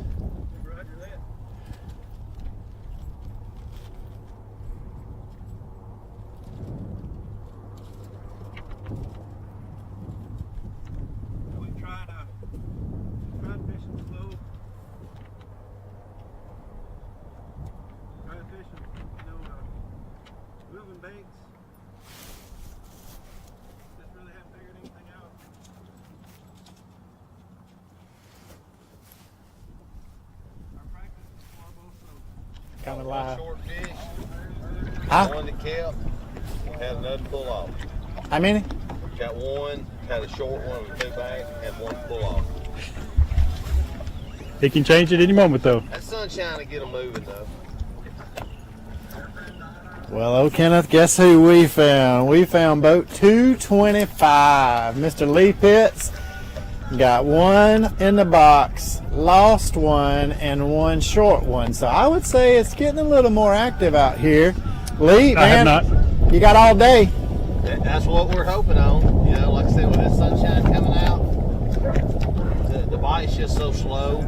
We've had to swap over to a jerk bait, and they'll bump it around. They just won't eat it. So who knows? An hour or two, they may turn on a little bit. I mean, I think you even got the tunes playing. Yeah. That's what I'm talking about. When fish aren't biting, you can always have tunes going. It's a good day fishing for, right? Yes, sir. Lee, you fish the other end of the dam north of this lake a lot. Tell me about what's coming out of there into this lake. Mud and a bunch of it. It's you know, you can tell out there in the main lake it's starting to get a little more dingy, and it's just going to get worse, I think. So we would rather be back upriver, but right now this is some of the cleanest water we can find. And the fish, like I said, the 3 bites we've had today is better than all 3 days of practice I've had this week. Yeah, and that's what we're hearing from a lot of guys. I normally bring good luck. Maybe Bites. just hadn't kicked in yet. You know, and when you lose one, it kind of hurts a little bit, I think, you know? It felt strong. Yeah. I'm going to say it was a stripe, though. Okay, we'll go with that. Made me feel good. Yeah, that'll go with that. I mean, that stripe and that crappie, you kind of know what they feel like a little more sometimes, you know? So you're kind of the king of that, too. Oh, man. Yeah, it's a slow, just dead sticking it, you know, letting them come get it. So maybe we'll stumble across some. That's right, buddy. Keep that head down.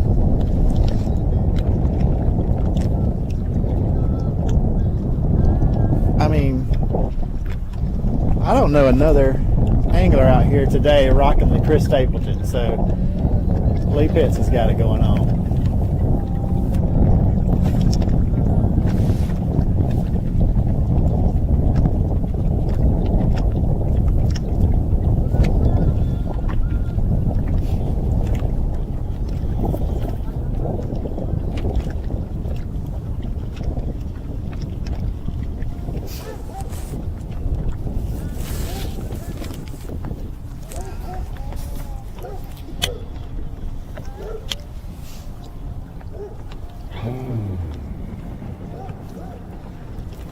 Caught up with boat 20, Chad Wilson, Hunter Wilson. They're at the mouth of this little pocket here. They don't have any in the boat, but they said they did have a strike about 10 minutes or so ago throwing a shaky head in this area, and it looks like a good little trapping point as the current's coming as we're looking at them from the left to the right. We're seeing the bait fish, just not really seeing any bass shooting through those bait fish. No active targets going on right now, but this is one of those spots. I guess you could either go in that pocket or you can stay out here on the outside and catch them as they go in that pocket. You've been doing this pretty much all day today? What's the warmest water you've seen? Well, you haven't seen any warm water than this. Now you're running that crankbait over, just still, again, trying to get something running through there and turn those fish on. Do you think it'll be better later on in the day, or just praying? All right. I don't want to mess with you too much. Get out there and fish. I see some slow dragging on the right, and we got a moving bait on the left. What do you got on the right? You got a shaky head, or you got a jig? Okay, just dragging the jig.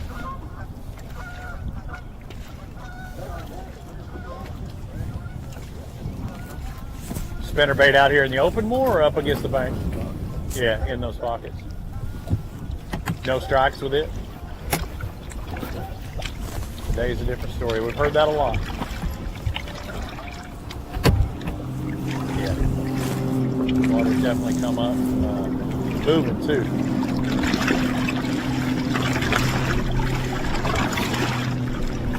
Is that a new boat for you? Looks good.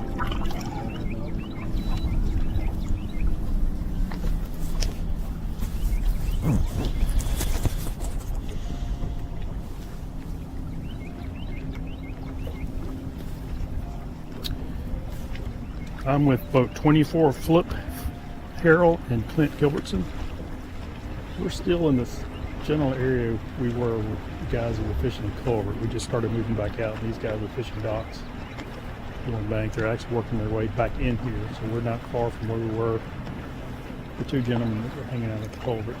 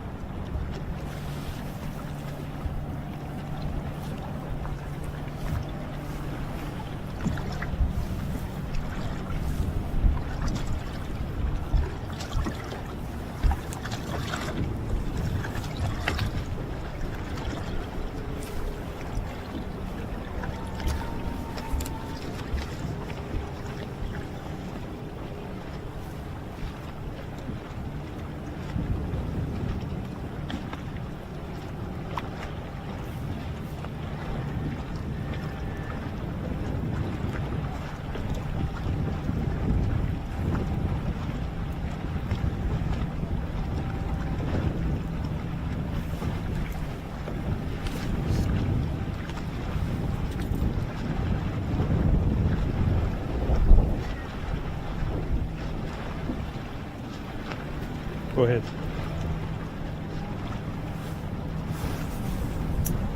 We continue to watch the action from Mr. Lee Pitts, and the side of his boat, if you notice, says Fish Neely Henry, and that is where we are on the Alabama Bass Trail. One of our great sponsors, Fish Neely Henry Lake, and it has been a slow day for Lee. Lee said he's got one fish in the box, lost one, and had a short one. He's going to say the one he lost was more than likely a striper. And Lee's a well-known guy in the area, does a lot of guiding around here and knows this lake really well. So they came to this area of the lake later in the day, looking for some clean water, looking to get out of the current. And he said he knows there's a lot of current coming down the lake and a lot of that muddy water coming from up near Weiss Lake, his home lake. And you know, this guy knows it well. Here we are. He's the last boat in today. He's got all day to fish. We've talked all day about how it's going to warm up, and he's going to get the most opportunity to fish every second of this tournament. So he would be the one that would be able to produce it more than likely.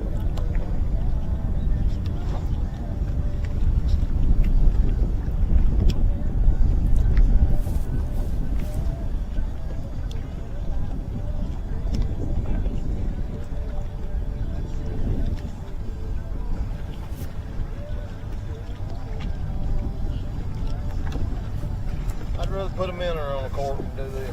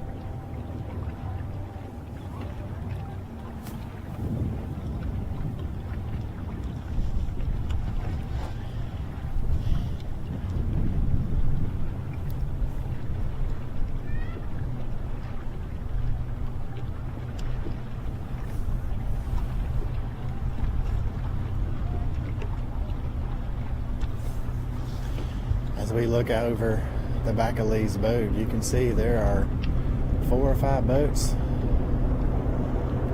moving in and out of these little pockets in this creek, and boats moving in and out of these pockets as well. The area's getting a lot of traffic. I think guys are really trying to find that warm-up bite now.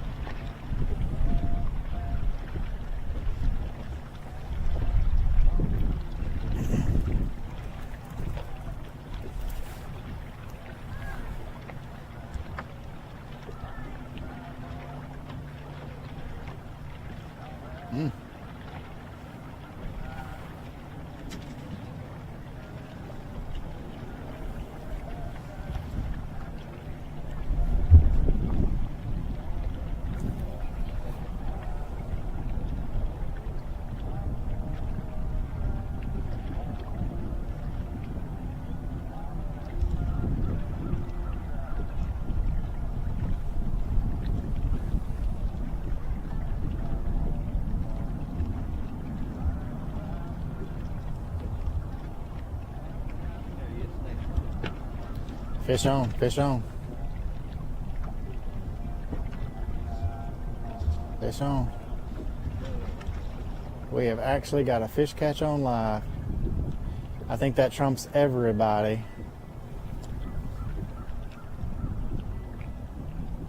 Look at there, Mr. Lee Pitts puts one in the boat on live. Thank y'all for staying tuned all the way through live today.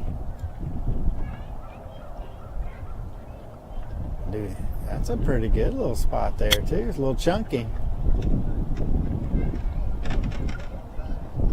Oh.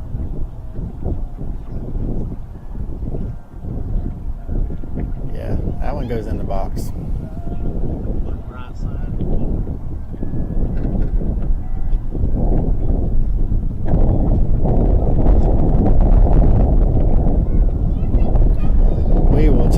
Star with that one and claim victory for getting a fish catch on live.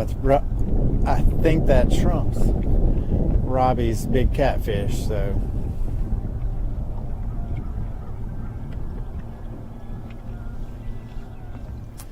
well, all right, Miss Kay, let's I think it's only fitting that Lee Pitts in the Fish Neely Henry boat closes out live with the fish catch. And a lot like what we thought and what the guys have said throughout live is we feel like that as the sun gets up, as it warms up, the fish are going to get more active. Lee went out boat number 225. He has the longest of all days to fish today. And I think he's going to need it. We're seeing that the sun is out and it's bright, and it may warm this water up and get these fish a little more active. Unfortunately, today we haven't been able to bring you a ton of fish catches. Actually, I think one fish catch. But there's a lot more anglers out here. We covered about 25 guys, and there's 225 out on the water. So there's a lot more guys out there that we were unable to cover. We do have cameras on a whole bunch of them, so hopefully when we get ready to edit this show, you'll get to see a whole lot more Neely Henry bass, because I can assure you it is one of the top fisheries in the state of Alabama, and we've proven that over and over and over on the Alabama Bass Trail. We're going to go to our Bush Light wrap-up of the day. We're going to get everybody in here. Kenneth, let's go to you and see what you've seen today and what you expect over the course of the next 3.5 hours.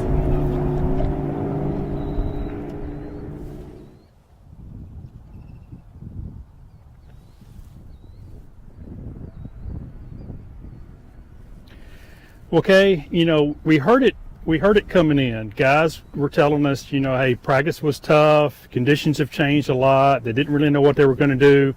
We've seen a lot of guys scrambling, a lot of guys hoping that maybe it picks up late in the afternoon.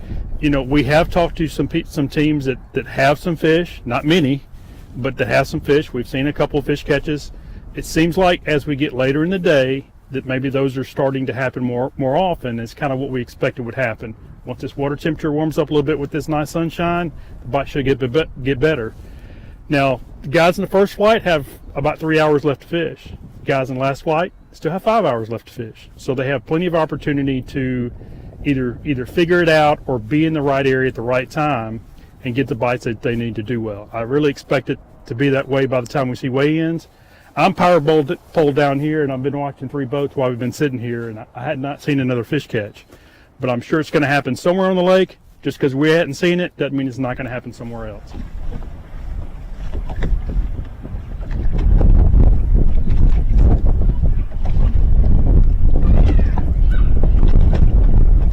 Kenneth, we made the run all the way down lake. We are down here in Otter Creek, and we just saw a fish catch on live from Mr. Fish Neely Henry, Lee Pitts himself. And I'm looking behind me here. I've got about 5 boats behind me, and I've got about 5 boats behind my cameraman. This area has been really active. I think what guys are really trying to do, current, that was their main goal coming down this far. And then it was also to get away from other anglers. I don't think they expected many anglers to be in this area, but they made the run and they got down here and found other anglers to be in the area with them. But they were sharing water really well. They're taking their time. They're really picking apart. We've seen everybody doing a lot of different stuff. We've seen fishing docks, we've seen fishing offshore, we've seen fishing points, we've seen fishing the causeway. So lots of different things happening in this one little creek. We hadn't left this creek all day on live, and we've really taken our time and watched guys fishing live scope. Really been able to see what's out there, taking their time as they work through this area and really break it down. Lee Pitts is going to be the guy that Kenneth was just talking about. It's going to have all day to fish. So he's got 2 in the box right now, needs 3 more. We've kind of been talking all day that it's going to warm up. The fishing's going to get better. For him to already have 2 in the box, he may be ahead of some of these guys. We did see one of our anglers catch a fish on a dock that had caught a 3-pounder, and then they lost one. I see those guys are still kind of over there working those docks. So I think the fishing's going to get better as we go throughout the day. And like Kenneth said, the guys with that later weigh-in time.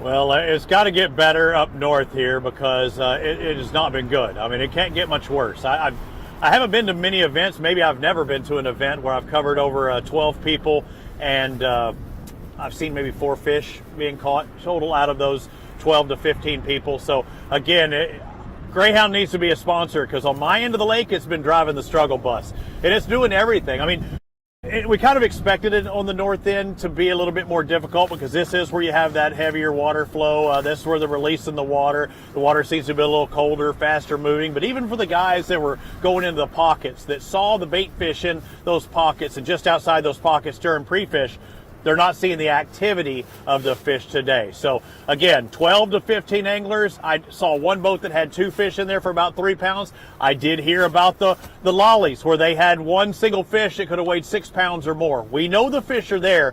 something, somebody, some way, somehow needs to turn them on, because the possibilities of fish are there, but they're just not catching them at least now 4 hours into their day. But like Lee Pitts, who has that later flight, he has more time to fish. If the fish activity starts firing up, might be one of those guys to look.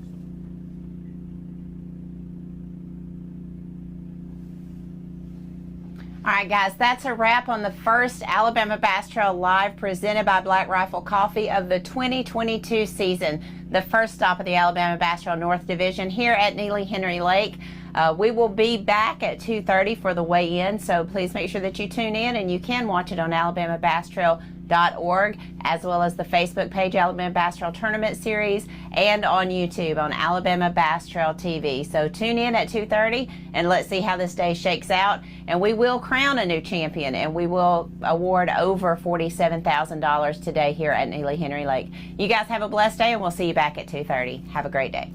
Live coverage of the Alabama Bass Trail Tournament Series, presented by Black Rifle Coffee, has been brought to you by everybody. Phoenix Boats, Great job, Fish everybody. Alabama, Alabama State Parks, Amherst Federal Credit Union, by Mountain Dew, by Garmin, TH Marine, Academy Sports and Outdoors, by Jax, Bill Penny Automotive, Wadawi Marine, Strike King, Luz, by Bahio Sunglasses, and by Bush Light. See more on AlabamaBassTrail.org.